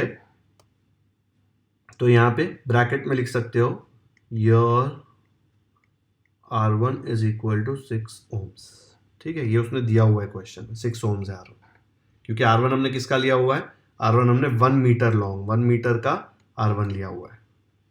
तो ऐसे आ जाएगा सोल्यूशन। तो फाइनल आंसर लिखेंगे the resistance of the 70 centimetre wire is 4.2 ohms. एक बार पूरा सोल्यूशन देख लो अच्छे से, वीडियो पॉज करो और कॉपी कर लो। सिंपल क्वेश्चन है काफी, आया समझ में। नेक्स्ट करते हैं। 9b में दिया है when two resistors are connected in series their effective resistance is 80 ohms। Effective मतलब ये जो भी दो रेजिस्टर्स है उनका वैल्यू सीरीज में कंबाइन किया तो आंसर आ रहा है 80 ohms। when they are connected in parallel their effective resistance is 20 ohms। याद है ना, पैरेलल में कनेक्ट करेंगे तो इफेक्टिव रेजिस्टेंस कम हो जाता है। what are the values of the two resistances। अब ये काफी सिंपल क्वेश्चन है, ये एक्चुअली देखने जाएंगे ना तो ये दो अननोन्स को फाइंड करना है। दो इक्वेशन मिलने वाले, एक इक्वेशन देखो, एक कंडीशन इधर दिया है, दूसरा कंडीशन इधर दिया है, वो यूज करके हम लोग इसको सॉल्व करेंगे। तो R1 और R2 ले लो, अननोन्स नहीं पता है दोनों रेजिस्टर्स, उसका रेजिस्टेंस R1 और R2 ले लिया। अब वो बोल रहा है भाई सीरीज में कनेक्ट किया तो आंसर आ रहा है 80 ओम। फर्स्ट कंडीशन, R1 और R2 को सीरीज में कनेक्ट किया तो उनका इफेक्टिव रेजिस्टेंस कैसे निकालते हैं, सीरीज में इफेक्टिव रेजिस्टेंस होता है R1 प्लस R2 और ये दिया हुआ है 80, प्लस करते हैं ना दोनों रेजिस्टर्स को। और पैरेलल में दिया है कि इफेक्टिव रेजिस्टेंस 20 है, तो जब पैरेलल करते हैं तो क्या आएगा 1 upon R1 plus 1 upon R2 equal to क्या आ जाएगा 1 अपॉन 20। ऐसा मत सोचो कुछ नया है, आप ऐसे लिखते थे हमेशा 1 upon RP is equal to 1 upon R1 plus 1 upon R2 plus 1 upon R3, ऐसे कर करके जाता था। RP कितना दिया हुआ है 20 ओम्स, तो आ जाएगा 1 upon 20 equal to 1 upon R1 plus 1 upon R2। ये सब है ही नहीं, दो ही रजिस्टर है, तो इसको मैंने लेफ्ट में लिखा है, 1 अपॉन 20 को राइट में लिखा है, बस वही है, ठीक है। अब आपको ये दो इक्वेशन सॉल्व करने हैं, R1 और R2 दो अननोन है और आपके पास दो इक्वेशन, कैसे करेंगे। यहाँ से आप R2 को उधर भेज दो तो क्या आ जाएगा, therefore R1 is equal to 80 minus R2। बोल सकता हूँ ना, ये R2 को मैंने उधर भेज दिया तो प्लस R2 उधर जाके माइनस R2 बन जाएगा। फिर इसको सॉल्व करेंगे तब R1 की जगह पे 80 माइनस R2 सब्स्टिट्यूट कर देंगे। कैसे सॉल्व करेंगे, क्रॉस मल्टीप्लाई करो, 1 इंटू R2 हो जाएगा R2, 1 इंटू R1 हो जाएगा R1 upon R1 R2 equal to 1 upon 20। आपको चाहिए तो यहीं पे आप सब्स्टिट्यूट कर सकते हो, या फिर पहले क्रॉस मल्टीप्लाई कर लो, 20 इंटू क्या आ जाएगा 20 into R2 plus R1 equal to, ये जब क्रॉस मल्टीप्लाई होगा तो R1 R2 इंटू 1 आ जाएगा R1 R2, ठीक है। अभी सब्स्टिट्यूट करो, R1 की वैल्यू 80 माइनस R2, अच्छा यहाँ पे 80 माइनस R2 लिखा तो क्या होगा, R2 कट होगा, 80 बचेगा, या फिर देख लो R2 प्लस R1 की वैल्यू क्या है, R2 प्लस R1 की वैल्यू 80, तो यहाँ पे 20 और इसकी वैल्यू डाल दी 80, R1 के जगह पे हम डालेंगे 80 माइनस R2, बाजू में R2 तो है ही ब्रैकेट में, ठीक है, सिर्फ ये R1 के जगह पे 80 माइनस R2 डाला है यहाँ से। अभी देखो इसको सॉल्व करो, क्वाड्रेटिक इक्वेशन बन रहा है ना, ये हो जाएगा 2 8 jar 16 0 0 80 into R2 80 R2 minus R2 into R2 square, ये R2 स्क्वायर को लेफ्ट साइड लेके आओ तो प्लस R2 स्क्वायर बन जाएगा, 80 R2 यहाँ पे प्लस है, वहाँ पे लेफ्ट में आके माइनस बनेगा, 1600 तो इधर ही है तो इधर ही रहेगा, तो सेम साइन रहेगा, इक्वल टू 0। अब ये क्वाड्रेटिक इक्वेशन को सॉल्व करना है। R2 देख के कंफ्यूजन हो रहा है तो R2 की जगह पे x इमेजिन कर लो, ठीक है, करने की ज़रूरत नहीं है, अभी खाली रफ में करके बता रहा हूँ तो आपको समझ में आएगा कि यार ये तो क्वाड्रेटिक इक्वेशन ही, लेकिन आपको R2 देखने की आदत नहीं है, क्वाड्रेटिक इक्वेशन में x देखने की आदत है, इसलिए x में सॉल्व करके बता रहा हूँ। x क्या है, x is nothing but R2। अब इसका प्रोडक्ट कितना आ रहा है, देखो कंप्लीटिंग द स्क्वायर्स मत करना, प्रोडक्ट कितना आ रहा है वो देख लो, 1 इंटू 1600 तो आ जाएगा 1600 प्लस है ना, देखो प्लस इंटू प्लस। अब इसके फैक्टर्स निकालने हैं, 1600 को दो ऐसे नंबर्स में स्प्लिट करना है कि उनको मल्टीप्लाई करेंगे तो 1600 आएगा और ऐड करेंगे तो 80 आना चाहिए, ठीक है। अब देख लो, हमको पता है 4 4 जार 16 होता है, तो 40 40 चेक कर लो, 40 इंटू 40 पता है 1600 आएगा, 40 प्लस 40 80 आएगा, तो काम हो रहा है यहाँ पे। साइन कैसे आएगा, जो भी यहाँ पे साइन है वो इधर आ जाएगा माइनस, फिर minus into plus is minus, तो हम लोग को क्या रूट्स है, X square minus 40x minus 40x plus 1600 equal to 0, ये दोनों में x कॉमन तो इधर बचेगा x, और यहाँ से x कॉमन लिया तो बचा माइनस 40, ये दोनों में माइनस 40 कॉमन, इधर से माइनस 40 निकाला बचा x, साइन चेंज होगा 40, ठीक है, बिकॉज 40 इंटू 40 1600 होगा, माइनस इंटू माइनस प्लस आएगा, इक्वल टू 0। अब इसके फैक्टर्स आ जाएंगे x minus 40 into X minus 40 equal to 0, इसका मतलब क्या, या तो ये x माइनस 40 0 या x माइनस 40 0, दोनों सेम है ना, तो अगर x माइनस 40 0 तो मैं बोल सकता हूँ x is equal to 40। x क्या था भाई, x was nothing but R2, तो मैं बोल सकता हूँ therefore R2 equal to 40 ohms. R1 की वैल्यू क्या थी, 80 माइनस R2, है ना, R1 की वैल्यू थी 80 माइनस R2, तो मैं बोल दूंगा देयरफॉर R2 के जगह पे 40 आएगा, यहाँ से 80 माइनस 40 इज 40, तो 40 ओम्स, तो R1 की वैल्यू भी 40 ओम्स, R2 की वैल्यू भी 40 ओम्स। तो रफ में आपको ऐसे आ गया पूरा सोल्यूशन, आया समझ में। अब इसको फेयर में कैसे करेंगे, देखो एक बार, फेयर में हम लोग पूरा डिटेल लिखेंगे कि फर्स्ट कंडीशन क्या है, सेकंड कंडीशन क्या है, और क्वाड्रेटिक इक्वेशन सॉल्व करके फाइनल आंसर निकालेंगे। देख लो एक बार, पूरा मैंने एक्सप्लेन किया हुआ है कि R1 R2 सीरीज में है तो इफेक्टिव रेजिस्टेंस 80 ओम्स है, तो R1 प्लस R2 आएगा बिकॉज सीरीज है। फिर यहाँ से R1 का वैल्यू 80 माइनस R2 निकाल लिया उधर बेच के। According to the second condition R1 R2 parallel में है तो इफेक्टिव रेजिस्टेंस 20 ओम्स है। पैरेलल में क्या होता है, 1 upon R1 plus 1 upon R2 equal to effective क्या था 1 अपॉन 20। इसको पूरा सॉल्व किया, क्या किया यहाँ पे, ये 20 को इधर भेजा, R1 R2 को इधर भेजा, यहाँ पे सब्स्टिट्यूटिंग इक्वेशन 1 जो यहाँ पे 1 निकाला था वो यहाँ पे सब्स्टिट्यूट कर दिया 2 में। R1 प्लस R2 में अगर मैं R2 के जगह पे 80 माइनस R1 डाल दूंगा, ठीक है, तो R1 R1 कैंसिल हो जाएगा, देखो ना, R1 इज 80 माइनस R2 लिया है मैंने, तो R1 के जगह पे 80 माइनस R2 डाल दूंगा तो R2 कैंसिल हो जाएगा, बचेगा सिर्फ 80, या फिर R1 प्लस R2 तो 80 है ना, वो तो दिया हुआ है, देखो R1 प्लस R2 80, तो ऐसे ही ले सकते हो, और R1 के जगह पे 80 माइनस R2 डाल दिया, R2 ऐसे ही लिख दिया। अभी 2 8 jar 16 0 0 80 into R2 80 R2 minus R2 into R2 square, minus R2 square को इधर लेके आया तो बन जाएगा plus R2 square, plus 80 R2 को इधर लेके आया तो माइनस 80 R2, 1600 तो इस तरफ ही रखा है तो प्लस 600 इक्वल टू 0। फिर ये इक्वेशन को सॉल्व किया, मैंने x नहीं लिया अभी फेयर में, क्यों कॉम्प्लिकेट करना है, R2 को फैक्टर बताने हैं आपको, तो क्या आएगा यहाँ पे 1 into 1600 plus 1 into plus 1600 is plus 1600, factors क्या आ गए, यहाँ पे माइनस है तो minus 40, minus into plus minus, तो आपको है माइनस 40 माइनस 40, तो मिडिल टर्म को आपने स्प्लिट करके लिखा माइनस 40 R2 माइनस 40 R2। ये क्वाड्रेटिक इक्वेशन कैसे सॉल्व करते हैं वो किया मैंने यहाँ पे, 8th स्टैंडर्ड में हमने बहुत किया है ये। फिर कॉमन निकाला, R2 का वैल्यू निकाला 40 ओम्स, इक्वेशन 1 से मुझे पता चला कि R1 इज 80 माइनस R2 की जगह 40 ओम सब्स्टिट्यूट किया, 80 माइनस 40 इज 40, तो दोनों का वैल्यू R2 और R1 का मुझे 40 ओम्स आ गया, तो मैंने फाइनल आंसर लिख दिया the two resistances are 40 ohm and 40 ohms. तो ये हो गया पूरा इसका सोल्यूशन। थोड़ा लंबा है क्योंकि क्वाड्रेटिक इक्वेशन सॉल्व करना है, बट सोल्यूशन काफ़ी सिंपल है। ये सब लिखने में जगह जा रही है, ऐसा मत सोचो कि डिफिकल्ट है। बहुत सारे लोग ये लिख के बताएंगे नहीं तो आपको फुल मार्क्स नहीं मिलेंगे, ये सब लिख के बताना चाहिए आपको। कर लिया कॉपी? ये फर्स्ट पेज, ये सेकंड पेज। नेक्स्ट करते हैं। 9th C में दिया है, if a charge of 420 coulombs flows through a conducting wire in 5 minutes, what is the value of current? क्या टाइम पास क्वेश्चन पूछा है? हम लोग को पता है कि करंट का फॉर्मूला क्या है। करंट का फॉर्मूला है charge Q upon time T। इसमें सिर्फ 5 मिनट्स को हम लोग को सेकंड्स में कन्वर्ट करना है। 5 मिनट्स को सेकंड्स में कैसे कन्वर्ट करेंगे? 60 से मल्टीप्लाई करके, करेक्ट। तो सेकंड्स आ जाएगा, 5 into 60 आ जाएगा 300 सेकंड्स। बस Q के जगह पे आ जाएगा 420 और टाइम की जगह पे आएगा 300। बस इसको सॉल्व कर दो, 0 0 कट। जब भी नीचे 10 आता रहेगा तो जबरदस्ती 10 लेके आओ। 3 10s are 30, 3 14s are 42। 14 upon 10 कितना होता है? 1.4। करंट है ना, तो आंसर यूनिट क्या आएगा? एम्पियर, बिकॉज आपने चार्ज कूलम में लिया है और ये सेकंड में लिया है, तो आंसर का यूनिट जो है वो एम्पियर में आएगा। तो खत्म, करंट का आंसर आ गया 1.4 एम्पियर्स। बस इतना ही सोल्यूशन है। बट ऐसे मत लिखो, ये तो मैंने रफ में बताया। फेयर में कैसे लिखेंगे? मस्त कन्वर्ट करके बताएंगे ये, तो 2 मार्क्स मिलेंगे ना पूरे, अगर प्रॉपर किया तो। देखो कैसे लिखेंगे, ऐसे आएगा पूरा सोल्यूशन।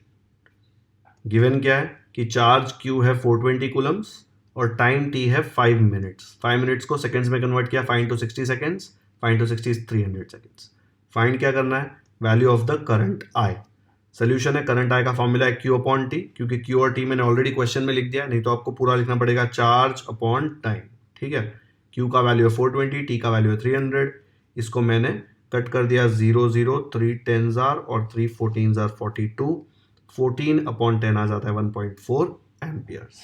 गलती से अगर आपने कन्वर्ट नहीं किया और यहाँ पे 5 ले लिया ना पहले से टाइम की जगह पे, तो पूरा आंसर रॉन्ग हो जाएगा, क्योंकि यहाँ पे ऊपर कूलम्स और नीचे सेकंड्स आया तो ही यूनिट एम्पियर में आता है, नहीं तो एम्पियर नहीं आता। तो फाइनल आंसर लिख दिया, the current flowing through the wire is 1.4 amperes. खत्म हो गया 9C। सबसे सिंपल 9C था। चलो कॉपी कर लो फटाफट से नोटबुक में। डन। तो अपना 9th खत्म हो गया, ABC तीनों हमने सॉल्व कर लिया। अब बचा क्या? 7th and 8th। पहले 8th देखते हैं।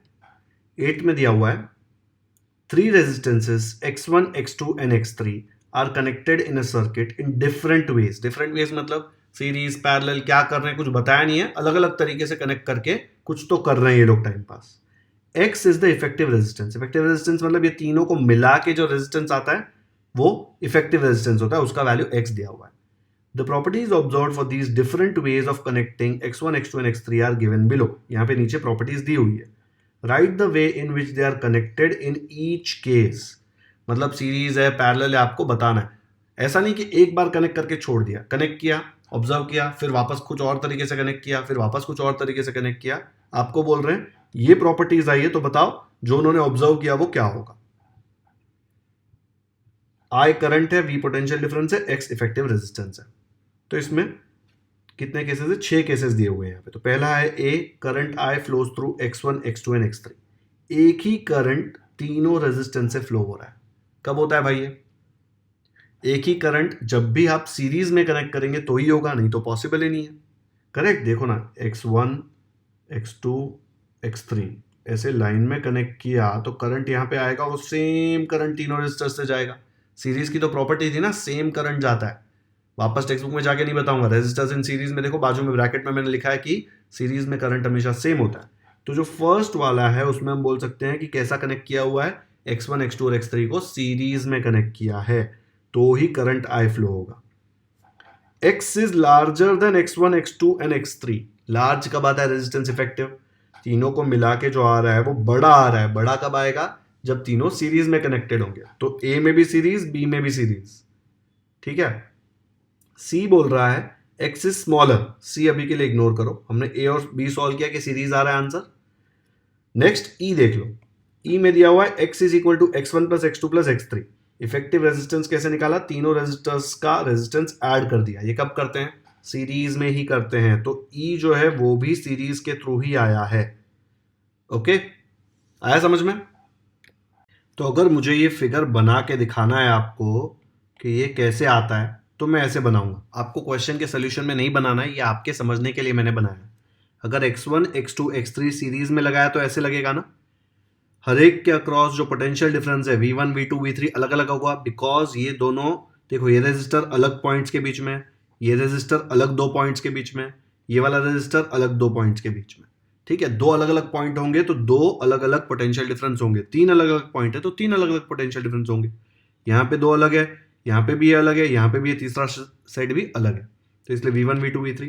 बट जब ये करंट यहाँ से शुरू होगा तो करंट तो यहां से जो जाएगा सेम यहां से जाएगा, सेम यहां से जाएगा, बिकॉज करंट के पास कोई ऑप्शन नहीं है दूसरे रास्ते का, ठीक है। तो current I flows through x1 x2 and x3। x is larger than x1 x2 x3 कब? जब ये तीनों को कंबाइन किया सीरीज में, तो ये जो x आएगा ये क्या होगा, ये x जो आएगा इसका वैल्यू अगर मैं यहां पे लिखूं तो आएगा x1 plus x2 plus x3। ये तीनों रेजिस्टर्स को मिला के आएगा, तो ये वाला भी काम यहाँ पे हो जाता है, और बी भी x इज लार्जर। अब ये x अगर ये तीनों को मिला के आया तो इनसे तो बड़ा ही होगा ना, x is larger than x1 x2 x3। Let's say इसका वैल्यू है 2, इसका वैल्यू है 3, इसका वैल्यू है 5, तो 5 प्लस 3 8 प्लस 2 10, तो x का वैल्यू 10 आएगा। तो ये जो 10 है ये x1 मतलब 2 से ज्यादा है, ये 10 3 से भी ज्यादा है, ये 10 5 से भी ज्यादा है, तो मैं बोल सकता हूँ 10 इज लार्जर देन 2 3 एंड 5। तो 10 की जगह पे क्या था, x था ना, तो x is larger than x1 x2 and x3, और उसका वैल्यू क्या था x का, x1 plus x2 plus x3। तो सीरीज में ऐसा होता है ना कनेक्शन, तीन रेजिस्टर लगे हैं लाइन में, और जब उनको कंबाइन किया तो एक रेजिस्टर बन जाएगा उन तीनों को ऐड करके। ये बनाना नहीं है, ये आपको समझ में आया इसलिए मैंने फिगर बनाया, और ये हमने रेजिस्टर्स इन सीरीज के डेरिवेशन में ऑलरेडी यूज किया हुआ है। आपको चाहिए तो स्क्रीनशॉट ले लो, वीडियो पॉज करके कॉपी कर लो, ठीक है। अब इसमें बाकी तीन प्रॉपर्टी है वो देखते कैसे आती है। ए बी और ई ऑलरेडी सॉल्व कर दिया, इसका आंसर कैसे लिखेंगे एंड में मैं आपको बताऊंगा, अभी तो मैं सिर्फ आपको समझा रहा हूं। अब बचे हैं C D F. C D F में देखो क्या दिया, C is X is smaller than x1 x2 x3। X क्या है भाई, X is effective resistance. Effective resistance smaller कब होता है, जब x1 x2 x3 को पैरेलल में कनेक्ट किया, okay. The potential difference across x1 x2 and x3 same. अभी मैंने सीरीज में आपको बताया कि पोटेंशियल डिफरेंस हर एक रेजिस्टर के अक्रॉस अलग होता है, बिकॉज अलग अलग पॉइंट थे। सेम कब आता है, जब पैरेलल में कनेक्टेड होते हैं, बिकॉज पैरेलल में दो सेम पॉइंट के बीच में रेजिस्टर्स कनेक्टेड होते हैं, तो ये भी पैरेलल आ गया आंसर। और ये F तो आपको दिख रहा है 1/x1 1/x2 1/x3, ये पैरेलल में ही आता है, मैं आपको दिखाऊंगा कैसे आता है, पर इसका फिगर देख लेते हैं पहले एक बार। तो यहां देख लो, अगर तीन रेजिस्टर्स पैरेलल में लगाए x1 x2 x3 तो क्या होगा, जो x आएगा इन तीनों को कंबाइन करके जब मैं एक रेजिस्टर लगाऊंगा which will be smaller than x1 x2 x3। ये तो पैरेलल की प्रॉपर्टी है, तीनों को कनेक्ट करेंगे तो पैरेलल में जो आएगा वो उससे कम आएगा। The potential difference across x1 x2 and x3 same. ये x1 x2 x3 तीनों रेजिस्टर पॉइंट C और D के बीच में कनेक्टेड है, दो पॉइंट के बीच में पोटेंशियल डिफरेंस हमेशा सेम होता है, सिर्फ V आएगा, तो potential difference is obviously same, मतलब ये पैरेलल में होगा तो ये होगा, तो C भी पैरेलल का आंसर है, D भी पैरेलल का आंसर है। अब ये जो x आया तीनों को कंबाइन करके, उसका वैल्यू क्या आएगा, अगर मुझे x निकालना है तो मुझे पता है कि फॉर्मूला क्या था, 1/x will be equal to 1/x1 plus 1/x2 plus 1/x3। Parallel में हम लोगों ने डिराइव किया था ना, इमेजिन करो यहाँ पे R1 R2 R3 दिया हुआ है और ये RP दिया हुआ है, तो 1/RP equal to 1/R1 plus 1/R2 plus 1/R3 n तक जा सकते थे, तो यहाँ पे सिर्फ x है उसके जगह पे। अब इसने यहाँ पे x का वैल्यू दिया है, अगर x चाहिए तो मुझे इसको उल्टा करना पड़ेगा, इसको उल्टा करूंगा तो ये पूरा राइट साइड भी उल्टा होगा, पूरा एक एक करके उल्टा मत करना हीरो बन के, एक एक नहीं होगा। अगर मुझे पूरे को एक साथ लिखना है तो मैं ऐसे लिख सकता हूँ अपॉन 1, कोई डिनोमिनेटर नहीं मतलब 1 होता है ना, तो ऐसे इमेजिन कर लो 1/x is equal to this.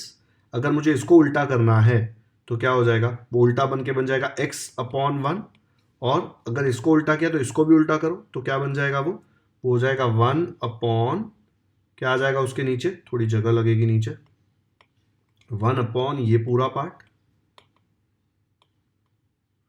देखो ना क्या किया मैंने, इसको उल्टा किया x/1, तो इसको भी पूरा उल्टा करना पड़ेगा, तो जो डिनोमिनेटर है वो न्यूमरेटर बन जाएगा और जो न्यूमरेटर है वो डिनोमिनेटर बन जाएगा। तो x/1 क्या होता है, x/1 होता है x, तो मत लिखो उसको, तो x की वैल्यू क्या आ गई 1/this। तो ये तो पैरेलल में ही होता है ना, तो ये कनेक्शन भी पैरेलल है। लॉजिक समझ में आया तीनों का, ये तीनों ये पैरेलल कनेक्शन करेंगे तभी ही होगा, ठीक है। तो अब इसको आंसर कैसे लिखेंगे, देखो आंसर में मस्त सिर्फ इतना ही लिखना है, current I flows through x1, x2 and x3. In this case x1, x2 and x3 are connected in series. अगर x लार्जर है तो फिर वापस in this case they are connected in series. जब x का value x1 plus x2 plus x3 है, in this case x1, x2 and x3 are connected in series. Parallel कब था, x is smaller, effective resistance smaller, तो in this case x1, x2 and x3 are connected in parallel. Potential difference across x1, x2 and x3 is same, तो फिर मैं बोल सकता हूं in this case they are connected in parallel. Parallel में ही potential difference same होता है. और ये वाला रेजिस्टेंस का फॉर्मूला कब आता है, when they are connected in parallel. तो all 6 answers are done here. But ये आंसर इंपॉर्टेंट नहीं है, इंपॉर्टेंट था लॉजिक, इंपॉर्टेंट था कॉन्सेप्ट समझना. मैंने आपको बहुत ही डिटेल में समझाया पूरा कॉन्सेप्ट कि क्यों सीरीज और क्यों पैरेलल. चलो वीडियो पॉज करके फटाफट से कॉपी कर लो. जिनको कॉन्सेप्ट एकदम अच्छे से समझना है, लाइफ में कभी आगे प्रॉब्लम ना आए करंट इलेक्ट्रिसिटी सीरीज पैरेलल में, तो ये भी वो कॉपी कर सकते हैं कि सीरीज में क्या होता है, तीनों कंबाइन होके ऐसे बन जाता है, पैरेलल में तीनों कंबाइन होके ऐसे बन जाता है. ठीक है, तो यहां पे सी डी और एफ पैरेलल है और ये जो ब्लू वाले हैं वो सीरीज है. ठीक है, तो हमने पूरी प्रॉपर्टी यहां पे बता दी. यही पूछा था, write the way in which they are connected in each case. तो 8th क्वेश्चन हमारा हो गया खत्म. मस्त क्वेश्चन था ना. अब बचा सिर्फ एक क्वेश्चन जो है 7th वाला.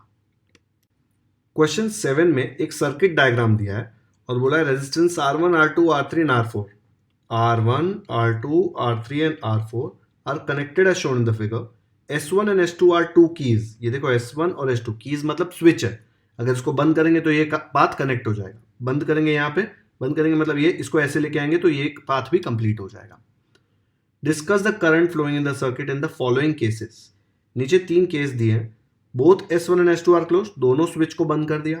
Both S1 and S2 are open, दोनों को ऐसे ही रहने दिया जैसे अभी है. ओपन मतलब ये लोग एक दूसरे को टच नहीं कर रहे हैं. यहाँ पे टच करेंगे तो कंप्लीट होगा ना, स्विच ऑन हो जाएगा.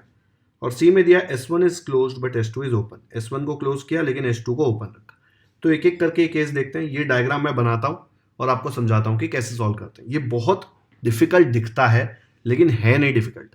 लॉजिक इसका बहुत ही सिंपल है, लेकिन इसके लिए आपके कॉन्सेप्ट्स क्लियर होने चाहिए. तो अगर अभी तक आपने थियोरी लेक्चर्स नहीं देखे हैं, जो मैंने इसके करंट इलेक्ट्रिसिटी के इतने मेहनत करके सारी थियोरी आपको एक्सप्लेन करी है, वो नहीं देखा है तो अभी भी जाके देख लो, क्योंकि वो देखोगे तो आपके कॉन्सेप्ट्स क्लियर हो जाएंगे. तो चलो शुरू करते हैं फर्स्ट केस से. Both S1 and S2 are closed.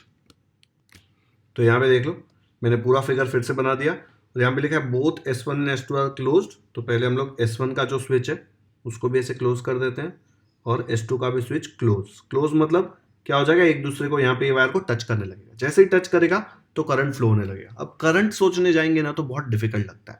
Current मत सोचो, ऐसा सोचो कि आप यहाँ से चल के आ रहे हैं. ठीक है, आप यहाँ से मस्त चल के गए, आपको R3 ने थोड़ा धक्का मारा लेकिन फिर भी आप धक्का मार मार के आगे निकल गए. आप यहाँ पहुंचे. जब यहाँ पे पहुंचे तो आपके पास 2 ऑप्शन थे. ठीक है, 2 ऑप्शन थे कि आप यहाँ पे जाओ या यहाँ पे जाओ. अभी आपके 2 टुकड़े तो हो नहीं सकते, तो ऐसे इमेजिन करना है तो इमेजिन कर लो आपके 2 फ्रेंड्स हैं. आप 2 फ्रेंड्स यहाँ से निकल के गए, इधर तक पहुंचे और यहाँ पे 2 ऑप्शन थे. आपने आपके फ्रेंड को बोला कि तू यहाँ से जा, मैं यहाँ से जाता हूँ. आप यहाँ से क्यों जा पा रहे हैं, बिकॉज यहाँ पे देखो रास्ता है. आपको कहाँ जाना है, वापस आपको इधर ही आना है. तो पूरा घूम के वापस आना है. तो आप यहाँ पे जब पहुंचे तो आपके पास यहाँ पे जाने का ऑप्शन था, यहाँ पे जाने का ऑप्शन था. तो स्प्लिट हुआ ना. जब भी स्प्लिट हुआ मतलब क्या कि ये 2 रेजिस्टेंस, आप यहाँ पे पहुंचे, इधर आपको रेजिस्टेंस मिला, तो ये दोनों रेजिस्टेंस कौन से हो गए, पैरेलल में हो गए. पैरेलल क्योंकि दोनों में ऑप्शन था आपके पास, या इधर जाओ या इधर जाओ. सीरीज में ऑप्शन नहीं होता. ठीक है, फिर आप दोनों चलते चलते धक्का मार के यहाँ पहुंचे, दोनों वापस यहाँ पे साथ में मिल गए, है ना. आप रुके थे आपके फ्रेंड के लिए, आपका फ्रेंड थोड़ा धीरे चल रहा था, फिर यहाँ पहुंचे. अब जब यहाँ पहुंचे तब आपके पास 2 ऑप्शन थे. या तो एक दोस्त इधर से जा सकता था या एक दोस्त इधर से जाता था. ठीक है, ये अभी पाथ देखो खाली है, मस्त रास्ता एकदम. और यहाँ पे आपको पता है कि आगे जाके प्रॉब्लम आने वाला है, बहुत ऊंचा स्लोप आने वाला है या खड्डे आने वाले हैं. तो आपका और दोस्त और आप क्या बोलेंगे, आप लोग बोलेंगे भाई ये खड्डे वाले रास्ते से क्यों जाना है, इधर तो हम जाएंगे ही नहीं, इधर से ही चले जाते हैं, इधर से रास्ता है. तो R4 जो है ना, R4 का कोई काम ही नहीं है यहाँ पे, क्योंकि R4 के ऊपर से कोई जाएगा ही नहीं. फिर दोनों दोस्त यहाँ से चल के आएंगे, इधर G पे पहुंचेंगे, कोई ऑप्शन नहीं है, G से वापस थोड़ी ना जाएंगे, G से यहाँ पे पहुंचेंगे और जहाँ पे से शुरू किया था वहां से मिल जाएंगे. तो क्या हुआ, आप यहाँ पे स्प्लिट हुए थे क्योंकि R1 और R2 पैरेलल में थे. फिर आप एफ पे आए और आप सीधे सीधे निकल गए और R4 का कोई यूज ही नहीं किया, ठीक है, क्योंकि यहाँ पे S2 क्लोज था तो आपके पास ऑप्शन था। तो यहाँ पे क्या करना है हमको, R1 एंड R2 को पैरेलल में लेना है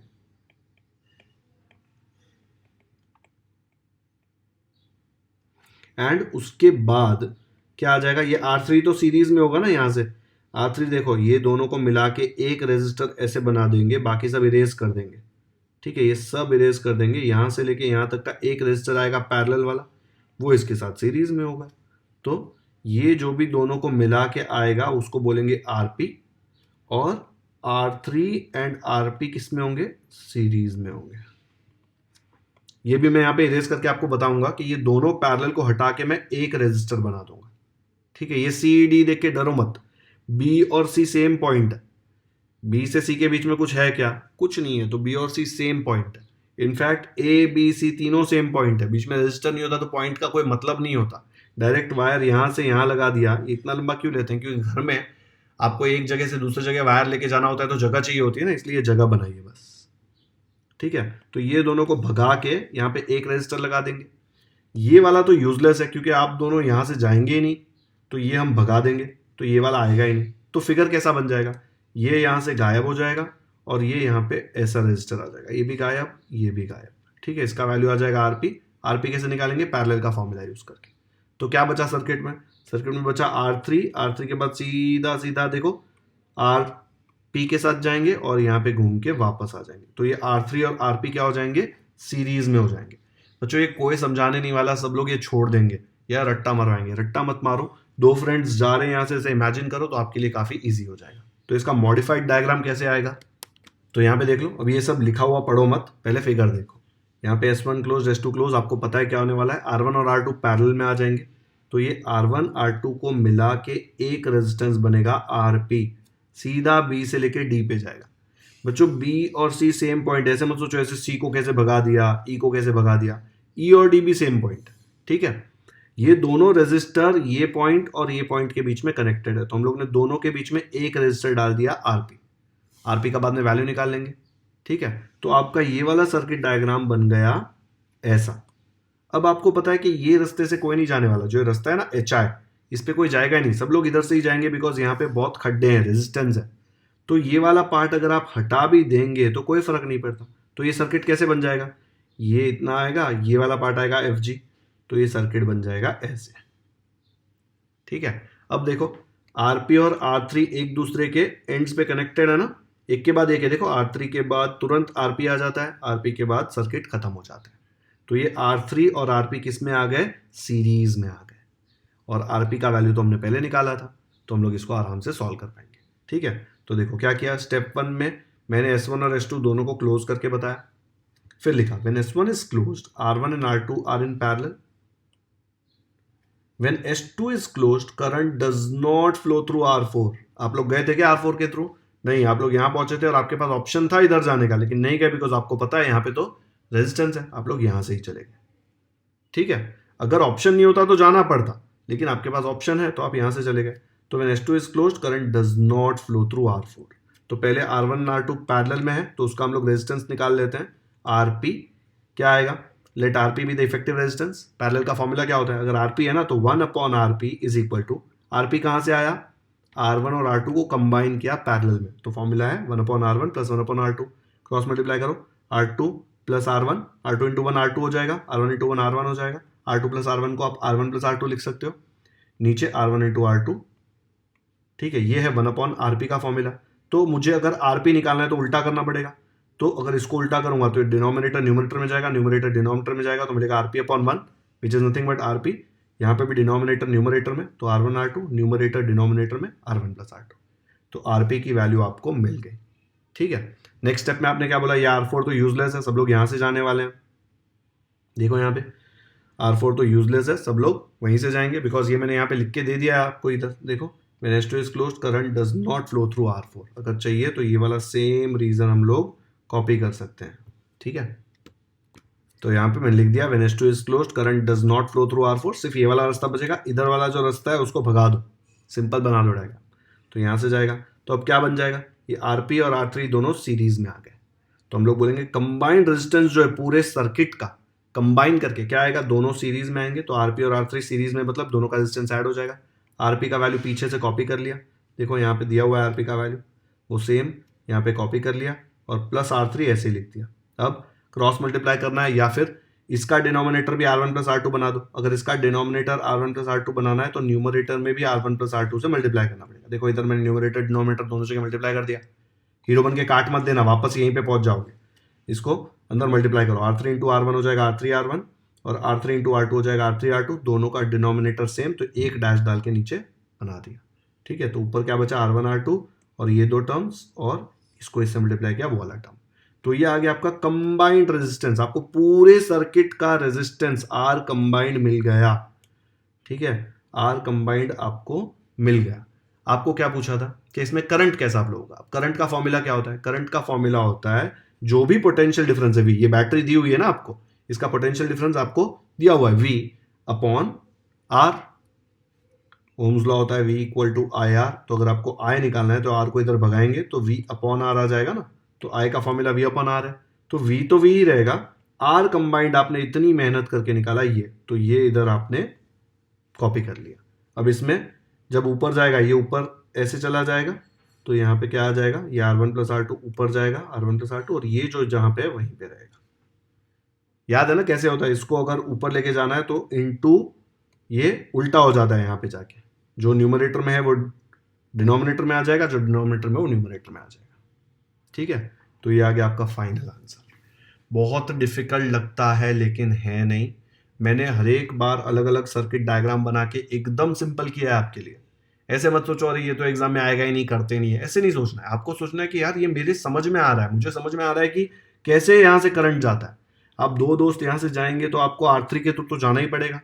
फिर यहाँ पहुंचे तो यहाँ पे दो रास्ते हैं, अगर दोनों रास्ते पॉसिबल है तो एक बंदा यहाँ से जाएगा, एक यहाँ से जाएगा, वापस दोनों यहाँ पे मिलेंगे, मतलब आपने R1 R2 यूज किया दोनों ने तो पैरेलल में।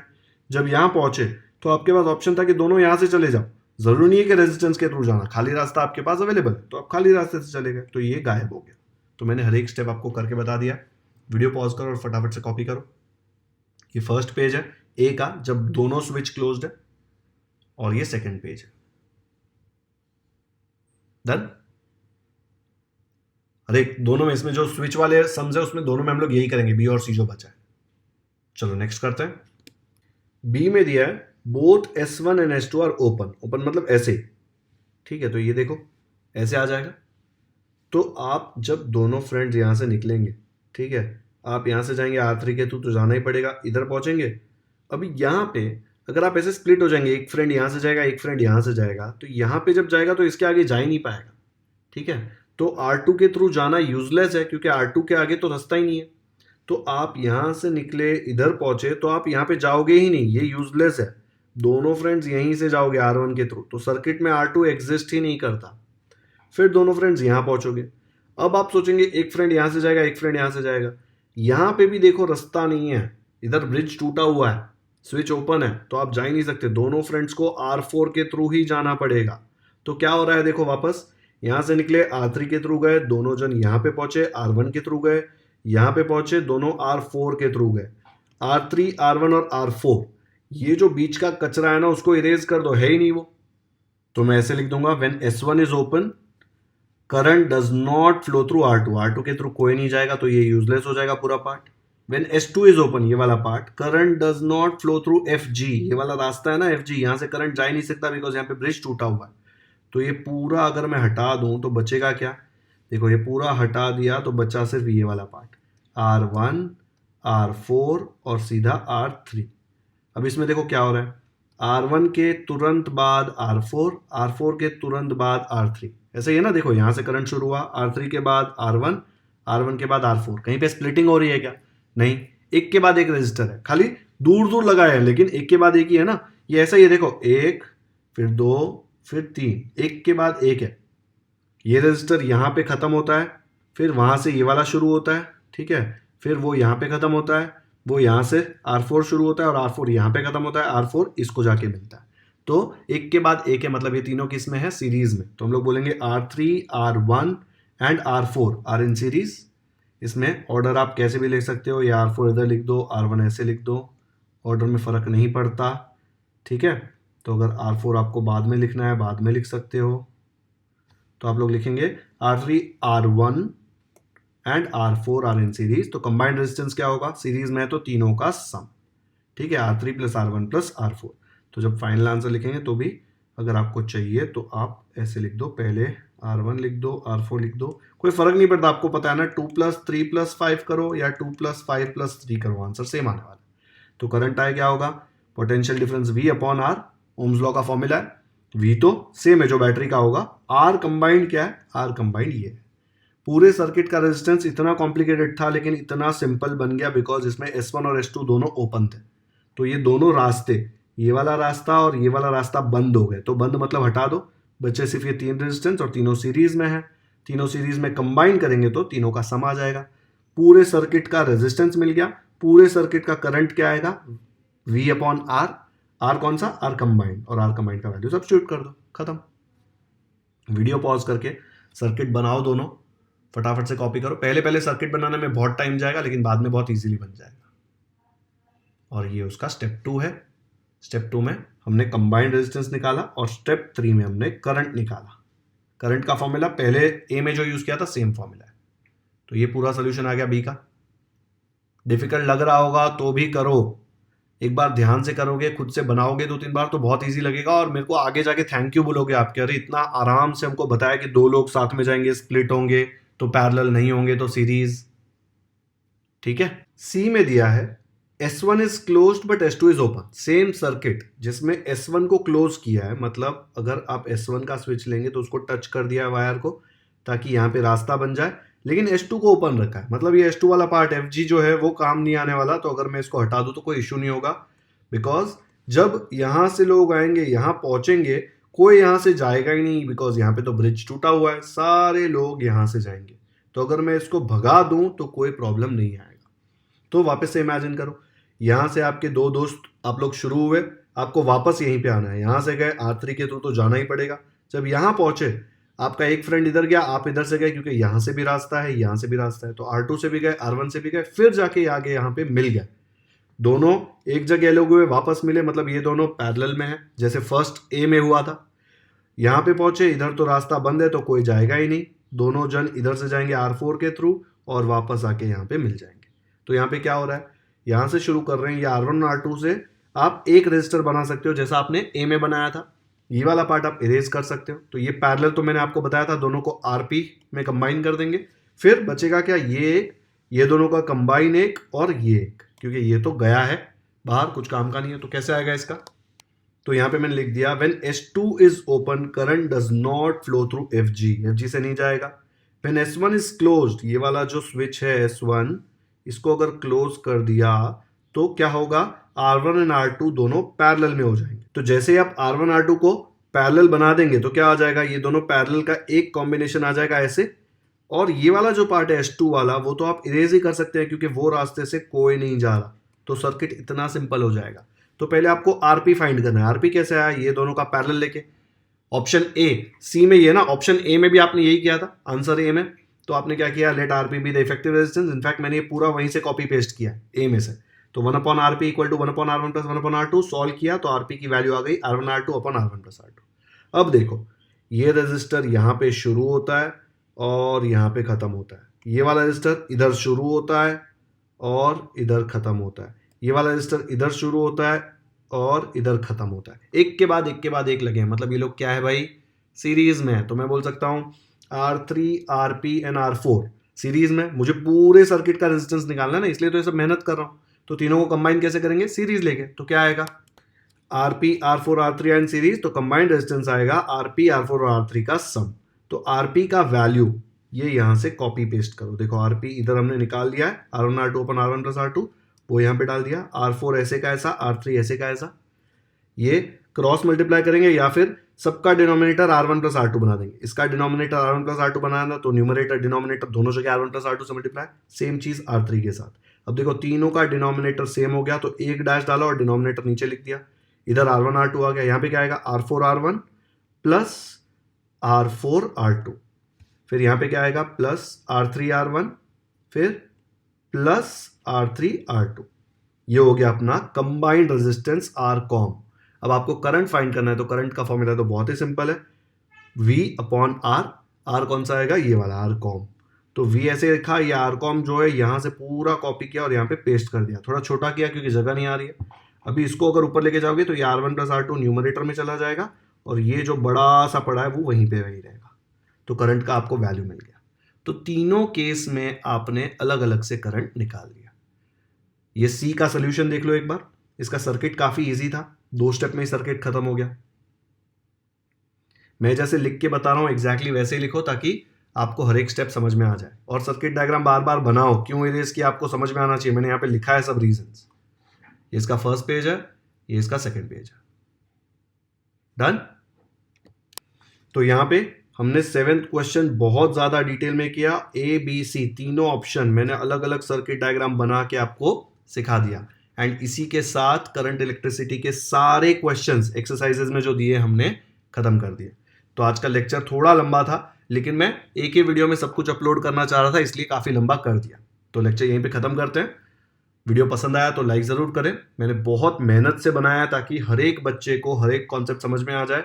वीडियो शेयर कर दो, सब्सक्राइब कर दो अगर नहीं किया है तो। इतना डिटेल में आपको कोई नहीं सिखाने वाला, ऊपर ऊपर से क्वेश्चंस करा देंगे और कॉन्सेप्ट को भूल जाएंगे। यहाँ पे हम लोग हर एक कॉन्सेप्ट बहुत ज्यादा डिटेल में करेंगे।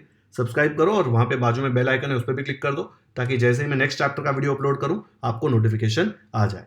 कमेंट्स में मुझे जरूर बताएं कि आपको ये वीडियो कैसा लगा। मैं हर कमेंट पे रिप्लाई नहीं कर पाता, लेकिन हर एक कमेंट पढ़ता हूं और पढ़कर मुझे बहुत ज्यादा मोटिवेशन आता है और ज्यादा वीडियोस बनाने के लिए। आपको पता ही है 9th का मैथ्स मैंने पूरा खत्म कर दिया है, साइंस भी हम धीरे धीरे पूरा खत्म कर देंगे। आपको बाकी वीडियोस देखने तो प्लेलिस्ट सेक्शन में जाके आप वो वीडियोस देख सकते हो। Thank you so much for watching this video.